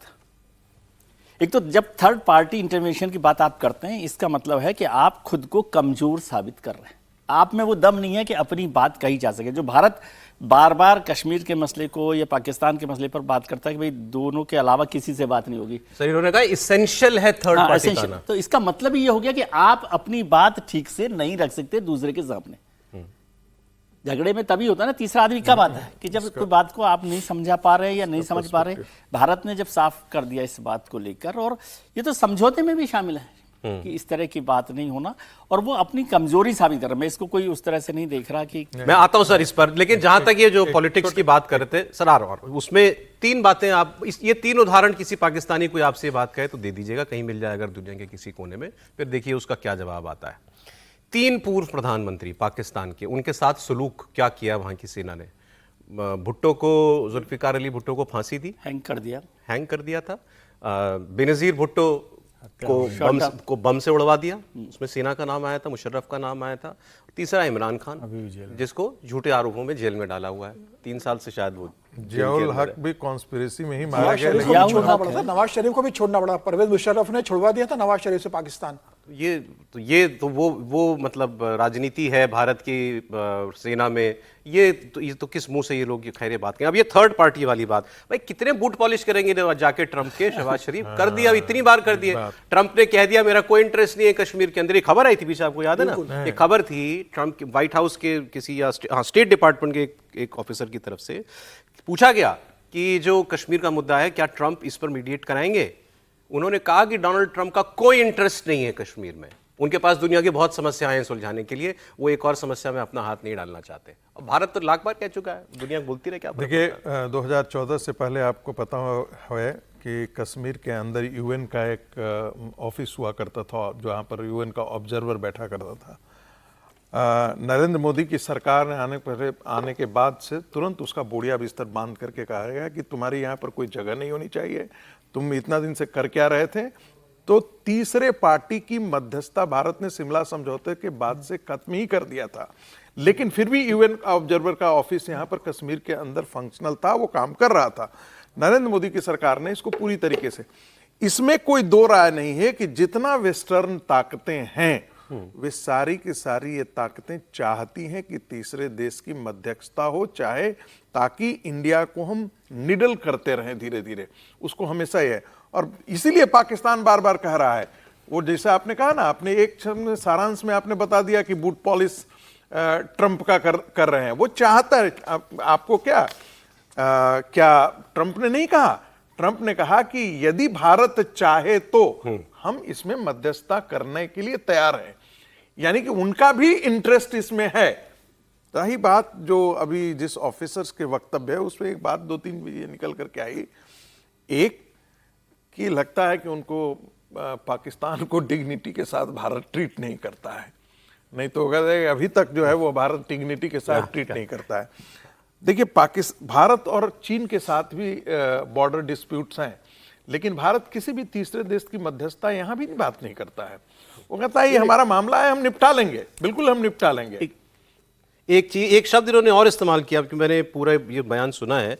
इन्होंने कहा India is an expansionist power, Bharat जो है विस्तारवादी देश है। कौन सी देश की जमीन पर भारत ने कभी निगाह डाली? ये आरोप पाकिस्तान पे लगता है। सिंध का इलाका जो है जी, और ऐसे 13 प्रोविंसेस हैं जिसे पाकिस्तान ने 1947 के बाद कब्जा करके है। ठीक है, सिंध मूवमेंट वहां चली। फॉरेन रिलेशंस और हिस्ट्री पढ़ने वाले लोग जो एक और टर्म इस्तेमाल करते हैं, सबको पता होगा दादा, रिविजनिस्ट पावर। रिविजनिस्ट पावर जो अपनी सीमाओं से संतुष्ट नहीं है, वो जो कोई हिस्सा उसके पास जो है पूर्व में कभी इतिहास में रहा है, दोबारा उस पर क्लेम करती है। तो इनके पास तो वैसे कभी कुछ नहीं रहा, लेकिन ये जो इनकी सीमाएं, पाकिस्तान उससे कभी संतुष्ट नहीं होता। ना ये अफगानिस्तान के साथ संतुष्ट है, ना ये भारत के साथ संतुष्ट है। और ये आरोप भी भारत के ऊपर दुनिया का कोई देश नहीं लगाता। अब प्रधानमंत्री ने INS विक्रांत पर जो बातें की, उसके बाद उसका रिएक्शन आपको बता दें। इस पर भी पाकिस्तान में काफ़ी खलबली है। पाकिस्तान के मीडिया एक्सपर्ट्स जो हैं वो प्राइम मिनिस्टर की इस विजिट के एक एक पहलू को एनालाइज कर रहे हैं और पाकिस्तान की सरकार को आगाह कर रहे हैं कि पाकिस्तान पर अगला हमला भारत की नेवी करेगी। कमर चीमा एक इनके पत्रकार हैं, उन्होंने तो भविष्यवाणी कर दी कि भारत अगला युद्ध अपनी नौसेना के दम पर लड़ेगा। अब ये जो पाकिस्तान के पत्रकार कह रहे थे, पाकिस्तान और भारत की सेनाओं में एसिमेट्री शुरुआत से रही है, हम उनसे आगे हमेशा रहे हैं। ये एसिमेट्री अब लगातार बढ़ रही है। ऑपरेशन सिंदूर ने यही बात जाहिर की कि हमारी जो इंडिजिनस टेक्नोलॉजी है, कैपेबिलिटी है, उसकी वजह से अब हम मिलों आगे जा चुके हैं पाकिस्तान की सेना के। लेकिन उसमें भी पाकिस्तान की सबसे कमज़ोर कड़ी उनकी नौसेना है, वर्चुअली है ही नहीं। उनके पास जो एक सबमरीन है वो भी उनके बंदरगाहों में खड़ी हुई हैं, रिपेयर में खड़ी हुई हैं।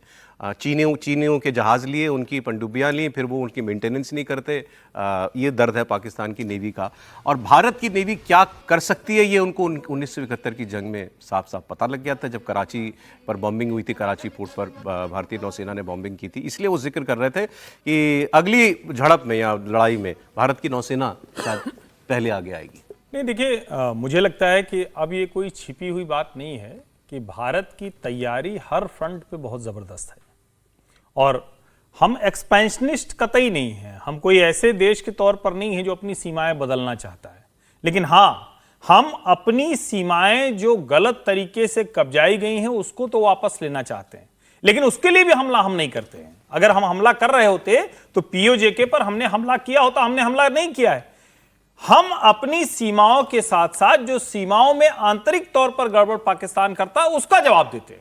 मतलब ये हमेशा हर बार ये बात कहनी जरूरी है कि भारत ने कभी भी इसके बावजूद कि पाकिस्तान ने कब्जा कर रखा है हमारा कश्मीर का हिस्सा, हमने हमला नहीं किया। कब हमला किया?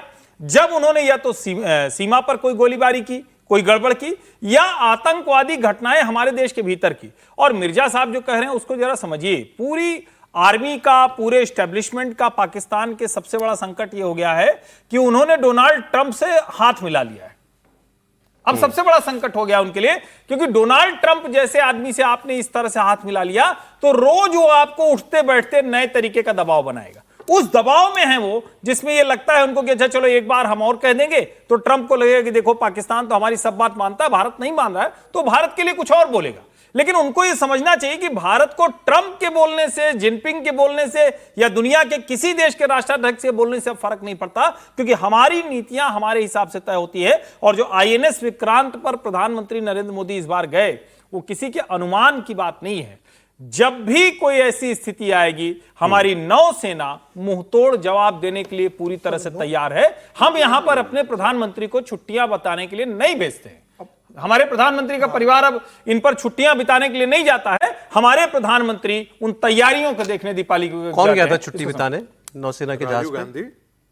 Sir detail. राजीव गांधी गए थे। राजीव गांधी गए थे। बंगाराम जो लक्षद्वीप के अंदर जो एक छोटा सा आइलैंड है, बड़ा सुंदर आइलैंड है, और मैं होकर के आया हूँ, वहीं पर आईएनएस विक्रांत को रखा गया था। और उसमें राजीव गांधी के परिवार, पूरा परिवार थे, और राजीव गांधी के दोस्त थे, जिसमें विदेशी दोस्त थे। आईएनएस विराट था, आईएनएस विराट था। और वहीं पर छुट्टियां मनाने, वो जैसे क्रिसमस की छुट्टियां मनाने, वहीं पर वो गए थे। पाकिस्तान भारत को चुनौती दे रहा है, और अभी खबर आई थी कि भी भारत को एयरफोर्स में रैंकिंग में तीसरा नंबर है भारत का। अमेरिका, रूस के बाद तीसरे नंबर पे, चीन को पछाड़ दिया भारत ने एयरफोर्स के रैंकिंग में। और वो पाकिस्तान भारत को चुनौती देने की कोशिश कर रहा है। पहले वो अफगानिस्तान से निपट ले। रोज अफगानिस्तान से बॉर्डर पे उसकी पिटाई हो रही है, चौकियों पे अफगानिस्तान कब्जा कर रहा है, वहां के सैनिक अफगानिस्तान से लगातार पिट के आ रहे हैं, और भारत से वो लड़ने की कोशिश कर रहा है कि अब अगर लड़ाई होगी तो वो जम्मू कश्मीर तक नहीं रहेगी, उसके आगे जाने वाली। अगली खबर बता दूं, फिर आप उस पर कमेंट कर लीजिएगा। छोटी सी एक टिप्पणी डाल दूं कि सर क्रीक के आसपास जो पाकिस्तानी फौज है, उनका बहुत बिल्टअप है। हाँ, वो तो एडवांसमेंट, और यही कारण है कि रक्षा मंत्री जी ने जाकर के कहा है कहीं ना कहीं भारत वो सरकार को उनका वहां जाके वो बात बोलना है कि पाकिस्तान अमेरिका के सहारे, अमेरिका को। सर ये देखें अगली खबर आप देखिए। देखें, हमारे देश में युवा महिलाओं को आगे लाने के लिए, पॉलिटिकल सिस्टम में आगे लाने के लिए आपने महिला आरक्षण किया। पार्लियामेंट में, विधानसभाओं में उनको आरक्षण दे रहे हैं हम। वर्कफोर्स में हमारे यहाँ डेटा जारी होता है कि वर्कफोर्स में कितने पुरुषों के मुकाबले महिलाएं जो हैं कितना आगे आ गई हैं। आधी आबादी अगर काम नहीं करेगी, या आधी आबादी अगर सिर्फ घर संभालेगी, तो आप उस गति से आगे नहीं बढ़ सकते। अगर वो वर्कफोर्स का हिस्सा बन जाती है, और जिस प्रदेश में बनी है उस प्रदेश को आप देख लीजिए कि वो आगे निकला। पाकिस्तान भी ऐसा करता है। पाकिस्तान के पास जो इंडस्ट्री है वो उसमें ऐसा करता है। पाकिस्तान की सबसे बड़ी इंडस्ट्री क्या है? आतंकवाद, टेरर। आप खबर सुनेंगे हैरान रह जाएंगे। ऑपरेशन सिंदूर में भारत के हाथों पाकिस्तान पिटे। ऑपरेशन सिंदूर में लुटे पिटे पाकिस्तान के पास अब हमारे साथ सीधे टकराने के लिए सैन्य ताकत कितनी है पता चल गया। अब उसने आतंकी संगठनों में नए नए लोगों को रिक्रूट करना शुरू किया है। लश्कर तैयबा और जैश-ए मोहम्मद अब महिलाओं को रिक्रूट कर रहे हैं। ये महिला ब्रिगेड बना रहे हैं। अब सोचें आप, आतंकवादी तंजीमों के अंदर महिलाओं को शामिल किया जा रहा है पाकिस्तान के अंदर। लेकिन सर, जैसे मैंने कहा, जिसके पास जो इंडस्ट्री है वो उसी में लगाएगा ना लोगों को। लेकिन मैं सीरियस बात बताता हूँ आपको, पाकिस्तान में था बहुत सारे लोग। इस पर एक स्टेटमेंट भी है, स्टेटमेंट है इस पर, एक सुना दीजिएगा जरा। स्टेटमेंट है, एक वीडियो बहुत वायरल हुआ है। एक महिला, ये देखिए, तल्हा सईद, ये हाफिज सईद का बेटा है।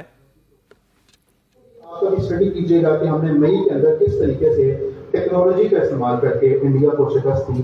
तो ये इस वक्त जो जंगें हैं, ये अब गनों से निकल के, बारूद से निकल के इस वक्त एआई और इन चीजों के ऊपर शिफ्ट हो चुकी हैं।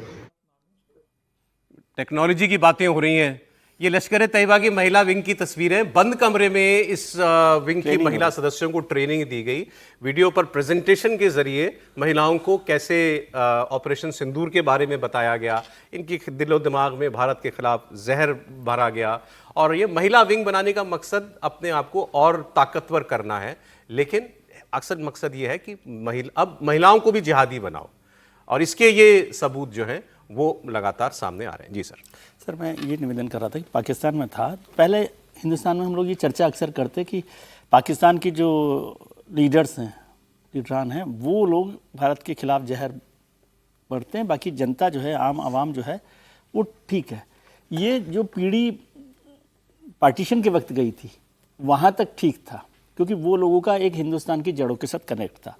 लेकिन मैंने देखा कि वहाँ पर जो नई जनरेशन है, यंगर जनरेशन है, उनको डे वन से केवल भारत के खिलाफ जहर बढ़ने का काम किया जा रहा है। केवल स्टडी ये हो रही है। सारा इतिहास मिटाकर, सारी संस्कृति मिटाकर, सारी जड़ें काटकर केवल भारत के खिलाफ जहर भरने का। और वो लड़कियों में भी, लड़कों में भी, जितना भी जो यंगर जनरेशन आ रही है, स्कूलों से शुरू कर देते स्कूलों से, स्कूलों में, घरों में, कल्चरल प्रोग्राम्स में, सब चीज़ों में वो हो रहा है। और इसलिए ये नतीजा आपको दिखाई दे रहा है कि पाकिस्तान, अभी हम लोग पहले चर्चा करते थे, हमारे जो क्रिकेटर्स हैं वो पाकिस्तान के, भारत के खिलाफ कैसे बोलते हैं। पहले भी क्रिकेट होती थी लेकिन उस तरह के लोग नहीं होते थे। तो वहाँ पर ये जहर, मतलब बेसिक चीज़ मैं बता रहा हूँ, ये ट्रेनिंग वेनिंग तो उसका हिस्सा है ना, कि जब आप जहर भर देंगे तो फिर कोई भी मरने के लिए तैयार हो जाएगा। ये बड़ा काम हो रहा है और उससे निपटना बहुत मुश्किल होगा। इसीलिए अब सोसाइटी भी उसी तर्ज पर आ जा मोटे तौर पर रेडिकलाइज्ड है। हाँ, रेडिकलाइज है और उससे निपटना मुश्किल। आप जब वहाँ गए, मतलब इंटरेक्शन में पता चलता है, इंटरेक्शन में पता चलता है।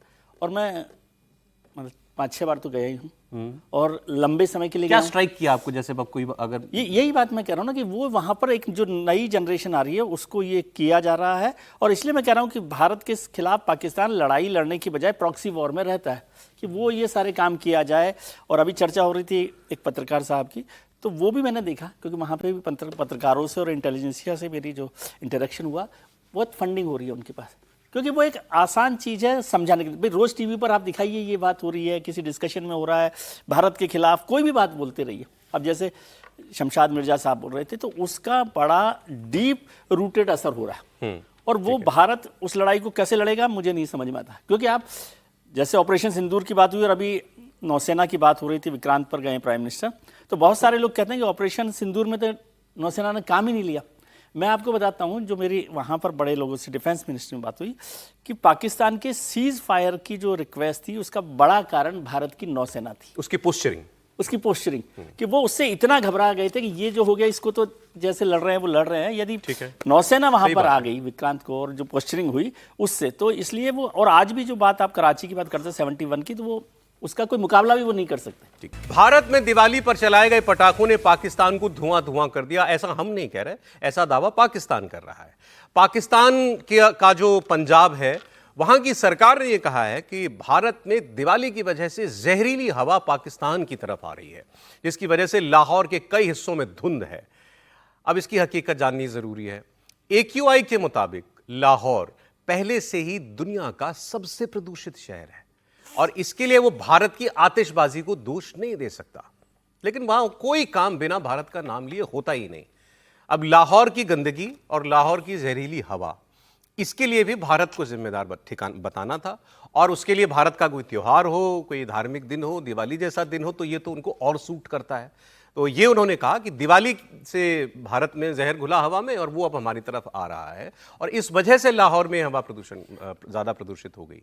सच्चाई ये है कि लाहौर पहले से ही दुनिया की सबसे प्रदूषित शहरों की लिस्ट में शुमार है और कई बार नंबर 1 पे भी रहता है, जैसा कि इन दिनों है। तो समीर जी, मतलब वहाँ की हवा के लिए भी भारत जिम्मेदार है? अब देखिए, पाकिस्तान का तो काम है कि हर काम के लिए भारत को जिम्मेदार ठहराना, कि कुछ भी होगा तो भाई उसके लिए भारत जिम्मेदार है। और अगर वो कह रहा है कि भाई भारत के कारण, दिवाली के कारण इस्लामाबाद में पॉल्यूशन हो रहा है, तो पूरे पाकिस्तान की जो हालत अगर भारत के कारण हुई, उसके जो पाकिस्तान आज जिस कंडीशन में पहुंचा उसके लिए भारत ही जिम्मेदार है। ऑपरेशन सिंदूर में उसकी जो पिटाई हुई, अफगानिस्तान में जो हुआ, उसके लिए वो भारत को दोष देता है कि भारत के कारण अफगानिस्तान को ताकत मिल रही है करने के लिए। देखिए, पाकिस्तान की सेना के पास और पाकिस्तान की सरकार के पास कोई दूसरा एक्सक्यूज़ है नहीं।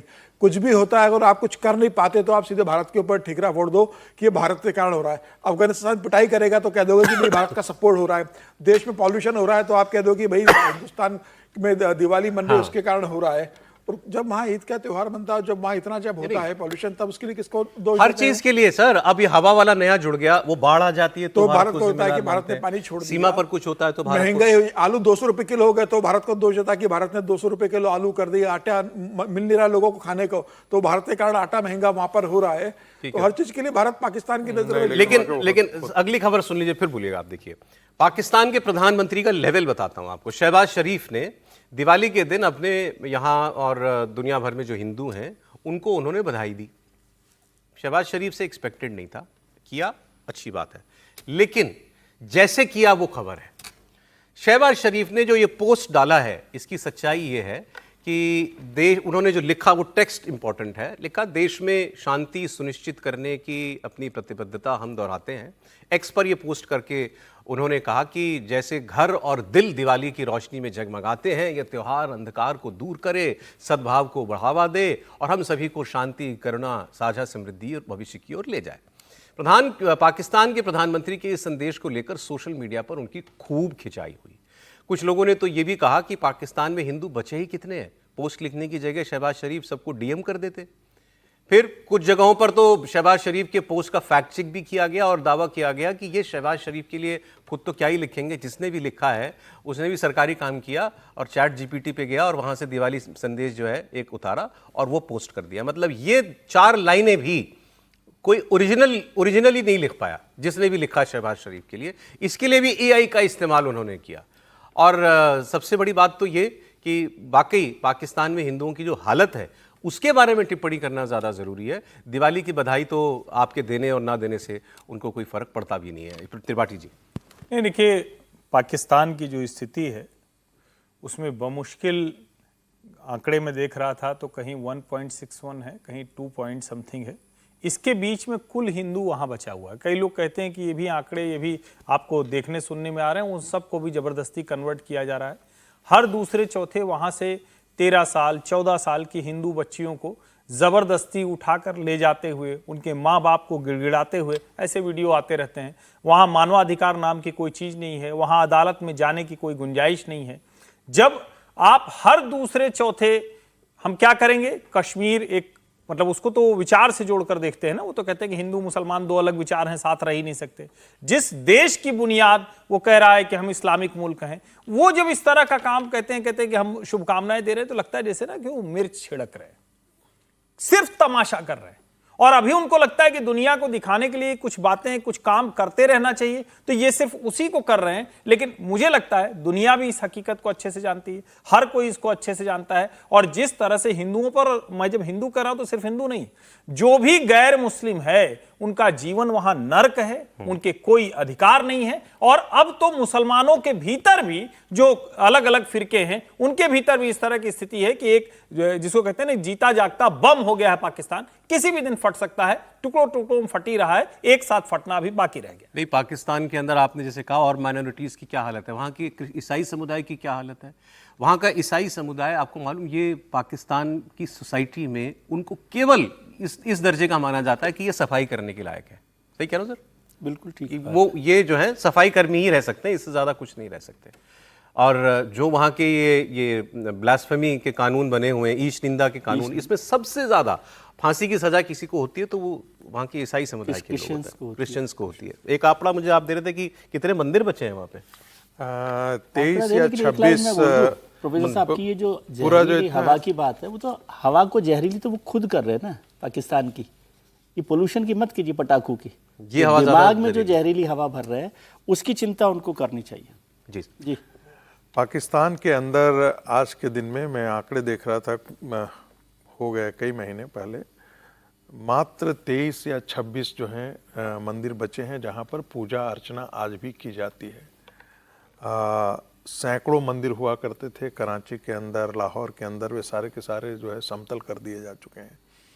और आंकड़े, एक समय जब पाकिस्तान जब विभाजन हुआ था तो सिंध के अंदर हिंदुओं की जनसंख्या जो है वो 27% के आसपास हुआ करती थी। और सिंध जो है वो कभी भी पाकिस्तान के साथ आना नहीं चाहता था। वहाँ जीए सिंध मूवमेंट भी बहुत दिनों तक चला।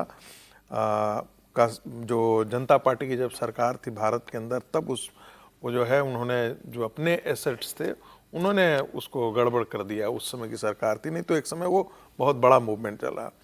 आज के दिन में पाकिस्तान की जो आबादी में देख रहा था, 2023 का जो सेंसस था उसमें 2.1% यानी 44 लाख जनसंख्या मात्र हिंदुओं की वहां पर बची हुई है। जब पार्टीशन हुआ था तो माना जाता था कि ओवरऑल जनसंख्या जो है पाकिस्तान के अंदर 8%, ऐसे जो है 8 से 2 पर आ गए, 8 से 2 पर आ गए। ऐसे 22 जो पूरी जनसंख्या जी, जब बांग्लादेश वगैरह सबको मिला लिया जाता है, बांग्लादेश के अंदर 22% थी, वो आकर के आज के दिन में 5-6% के आसपास रह गई है।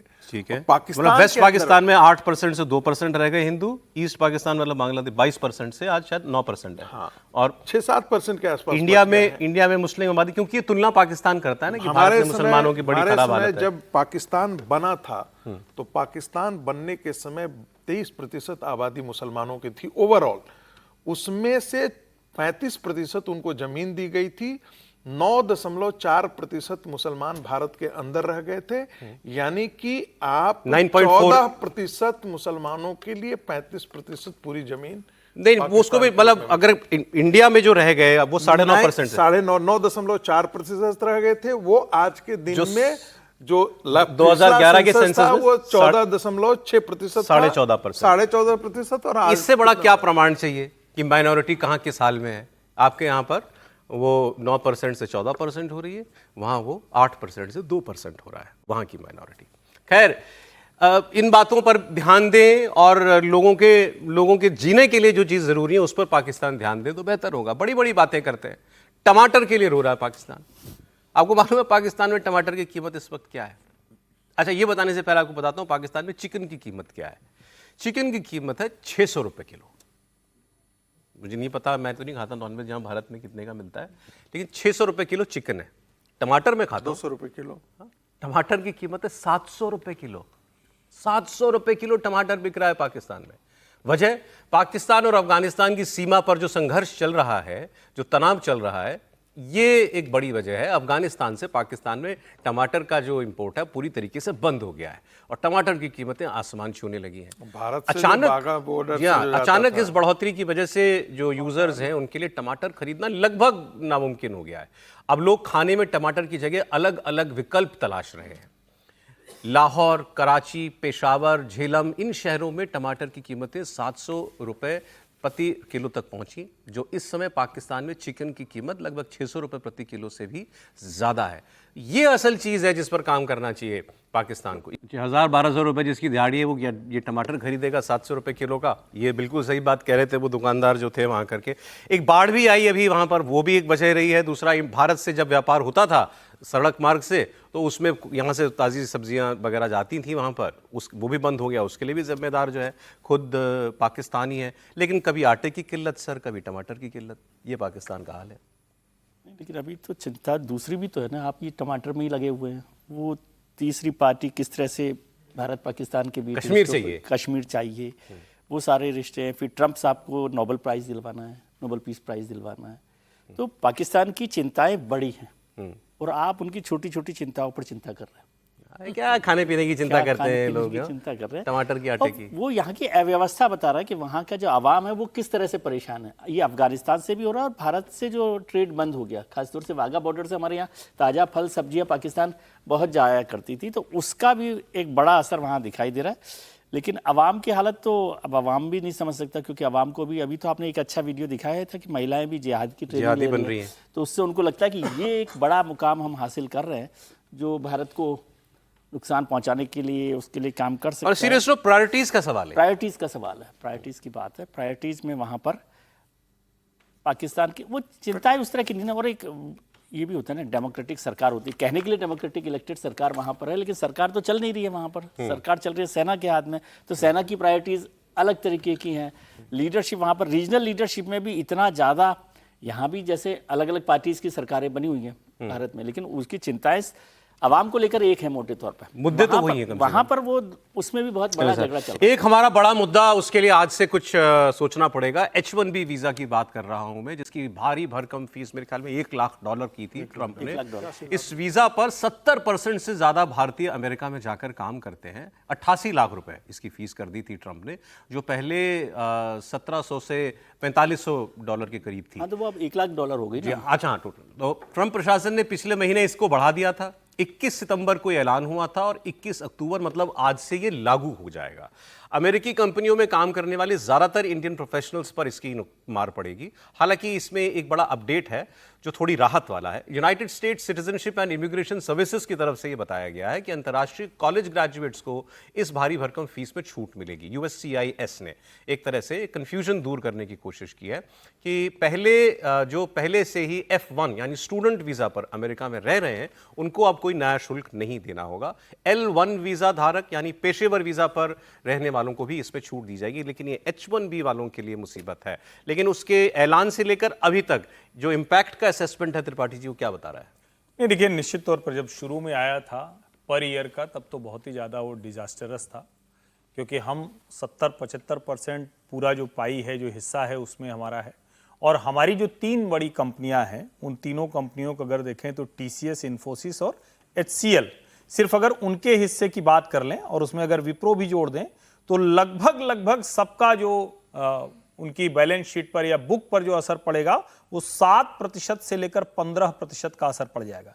$283 बिलियन की ये जो इंडस्ट्री है उस पर ये असर पड़ेगा। एक इसका जो अच्छा पक्ष है, जो एक तो आपने बताया कि जो स्टूडेंट जा रहे हैं, दूसरा जो एनुअल हो गया, क्योंकि ये बहुत जो हाई पेइंग जॉब है उस पर ये काम करने वाला है। क्योंकि अब इन कंपनियों ने, जैसे अभी इन्फोसिस ने एक काम किया है कि वो यहाँ एक बड़ा सेंटर अपना और शुरू कर रहे हैं, और दूसरी कंपनियां भी जो नीचे की जॉब है यानी मिडिल लेवल और जो लोअर लेवल की है उसको भारत में ले जा रहा है। हालांकि नैस्कॉम ने उसके बावजूद ये चिताया है कि ये पूरी तरह से इस पूरे एक तरह से जो सॉफ्टवेयर इंडस्ट्री है उसको बहुत बड़ा डिसरप्शन देने जा रहा है। मतलब अब तक का इतना बड़ा डिसरप्शन कभी नहीं हुआ, क्योंकि 76% हम उसकी हिस्सेदारी रखते हैं। और ट्रंप का जो मिजाज है उसमें अगर उनको ये लगा कि नहीं ये कंपनियां तो उस तरह से यहां नहीं दे रही हैं, तो खतरा सिर्फ ये वाला नहीं है, खतरा ये है कि ये इसके आगे कहीं कुछ न ले जाएं, वो ज्यादा बड़ी मुश्किल है। क्योंकि वो कह रहे हैं या फोर्स कर रहे हैं कि आप अमेरिकियों को ही नौकरी दीजिए। गाजा का आपको एक अपडेट मैं दे देता हूं। गाजा में सीज फायर को मजबूती देने के लिए, यूं कहिए सीज फायर बचाए रखने के लिए राष्ट्रपति ट्रंप अब पर्सनली खुद को बहुत झोंक रहे हैं। उन्होंने अपने 2 विशेष दूत इजरायल भेजे हैं। रविवार को इजरायल ने मानवीय सहायता की खेप जो इस गाजा में जाती थी उसको रोकने की धमकी दी थी, और फिर उनके सुरक्षा बलों ने हमास के उग्रवादियों पर 2 सैनिकों की हत्या का आरोप लगाया और फिर उसके बाद बॉम्बिंग की, जिसमें दर्जनों फिलिस्तीनियों की मौत हो गई थी। और बाद में इजरायल ने कहा कि उसने युद्ध विराम फिर से लागू कर दिया है। अब अमेरिका के विशेष दूत स्टीव विटकॉफ और जैरेड कुशनर, ये जो दामाद हैं ट्रंप के, इन्होंने इस इलाके के घटनाक्रम पर चर्चा करने के लिए इजरायल के प्रधानमंत्री बेंजामिन नेतन्याहू से मुलाकात की। कल नेतन्याहू ने इनको बताया कि अमेरिकी उपराष्ट्रपति JD वैंस और उनकी पत्नी उषा वैंस भी मंगलवार को इजरायल के दौरे पर जाएंगी, वो भी उनसे मुलाकात करेंगे। और ट्रंप ने एक बार फिर से हमास को धमकी भी दी और कहा कि अगर हमास नहीं सुधरा तो हम फिर हमास को खत्म करेंगे और बहुत वायलेंटली खत्म करेंगे।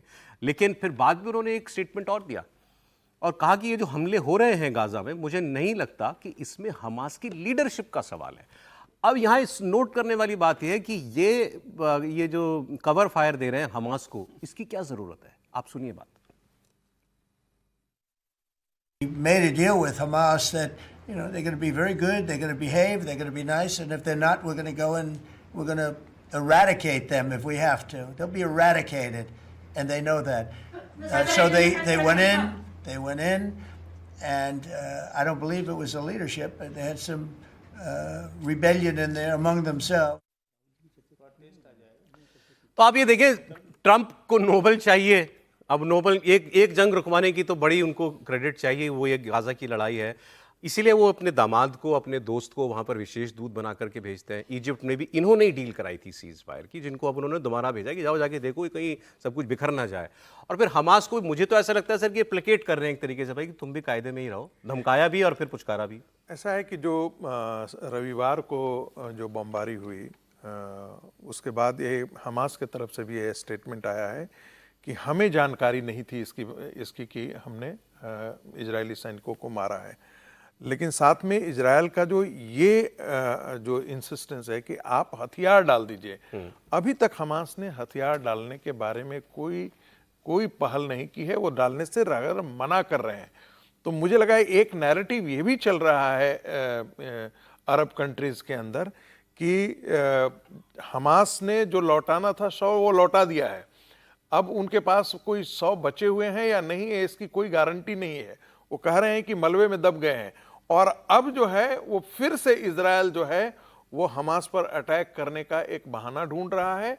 यदि कुछ भी घटना घटित होती है तो जो बाकी बचा हुआ है, बेंजामिन नेतन्याहू ने बहुत स्पष्ट शब्दों में कहा है कि यदि वायलेशन होता है जो हमास वायलेट कर चुका है तो हम बमबारी करने से नहीं आप कह रहे हैं चूकेंगे। इजराइल मौका ढूंढ रहा है दोबारा इजराइल युद्ध शुरू मौका करने ढूंढ का। रहा है। ओके। देखिए, इजराइल तो जब तक कंप्लीटली डिसआर्म नहीं करेगा, उसको मानना, वो ये अच्छी तरीके से मान रहा है कि हमास एक टेररिस्ट ऑर्गेनाइजेशन है, जब तक उसको हम कंप्लीटली डिसआर्म नहीं कर रहे हैं हमारे लिए वो खतरा है। ये सीज फायर लागू हुए कितने दिन हुए होंगे? 10 एक दिन हुए होंगे, और तब से अब तक 100 लोग मारे जा चुके हैं गाजा में। ये तो सीज फायर के दौरान की बात है। अब सोचें दोबारा बॉम्बिंग शुरू हुई तो क्या होगा। एक खबर आपको यूक्रेन के युद्ध के हवाले से भी दे दें, वो भी ट्रंप के जरिए ही आई है। जेलेंस्की जो यूक्रेन के राष्ट्रपति हैं, वो ट्रंप से बार बार वॉर रुकवाने की उम्मीद करते हैं। उधर ट्रंप जेलेंस्की पर हमला कर रहे हैं, उन्हीं पर दबाव डाल रहे हैं। कल हमने आपको जेलेंस्की और ट्रंप के बीच हुई तीखी बहस की बात बताई थी।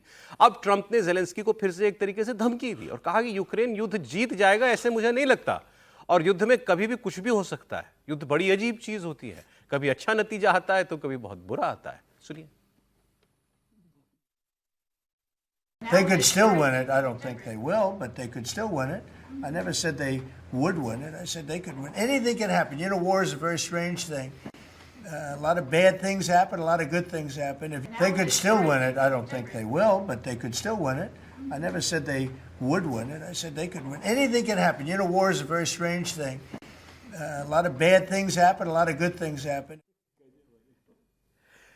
वैसे आदमी कभी कभी ऐसे मूड में भी हो तो चलता है कि उसे परवाह ही नहीं है कि मैंने क्या कहा था, वो पूरी दुनिया ने सुना है, अभी भी पड़ा हुआ है डिजिटल रिकॉर्ड में, कोई भी निकाल के दोबारा बता देगा और मैं उससे पलट गया और मुझे उसका फर्क भी नहीं पड़ता। ये वो व्यक्ति हैं जिन्होंने अभी ये कहा था कि ये अपनी लड़ाई जंग से वापस, अपनी जमीन जंग लड़के यूक्रेन खुद वापस ले सकता है। और अब वो कह रहे हैं मैंने ऐसा कभी नहीं कहा था कि यूक्रेन जंग जीत जाएगा, मैंने कहा था ऐसा हो भी सकता है, ऐसा नहीं भी हो सकता। ये तो सब जानते हैं कि ऐसा हो भी सकता है, नहीं हो सकता। पुतिन के साथ 2 घंटे की बातचीत जो है असर ये है। ट्रम्प ने तो जेलेंस्की पागल हो जाएगा किस दिन, मुझे लगता है। निश्चित रूप से मुझे लगता है कि ट्रम्प ने जिस तरीके से जेलेंस्की को बीच मझधार में छोड़ दिया और वो जिस तरीके से कह रहे हैं कि युद्ध में कुछ भी हो सकता है, मुझे लगता है वो पाकिस्तान को भी संदेश दे रहे हैं कि भाई अफगानिस्तान से आप लड़ो मत, कुछ भी हो सकता है। मतलब उन्होंने पाकिस्तान को भी संदेश दे दिया और अब जेलेंस्की के पास कोई ऑप्शन बचा नहीं है। जेलेंस्की जैसे अमेरिका से उम्मीद कर रहा था कि अमेरिका टॉमहॉक मिसाइल दे देगा, अमेरिका दूसरी सहायता उपलब्ध करा देगा, तमाम तरह की सहूलत के दम पर वह पुतिन को परास्त कर देंगे या पुतिन को परेशान कर देंगे। अलास्का में जो वार्ता असफल हुई है उसके बाद मुझे लग रहा है कि अब ट्रंप को लगा है कि पुतिन तो मेरे से संभलने वाले हैं नहीं, वो मेरा कहना मानेंगे नहीं।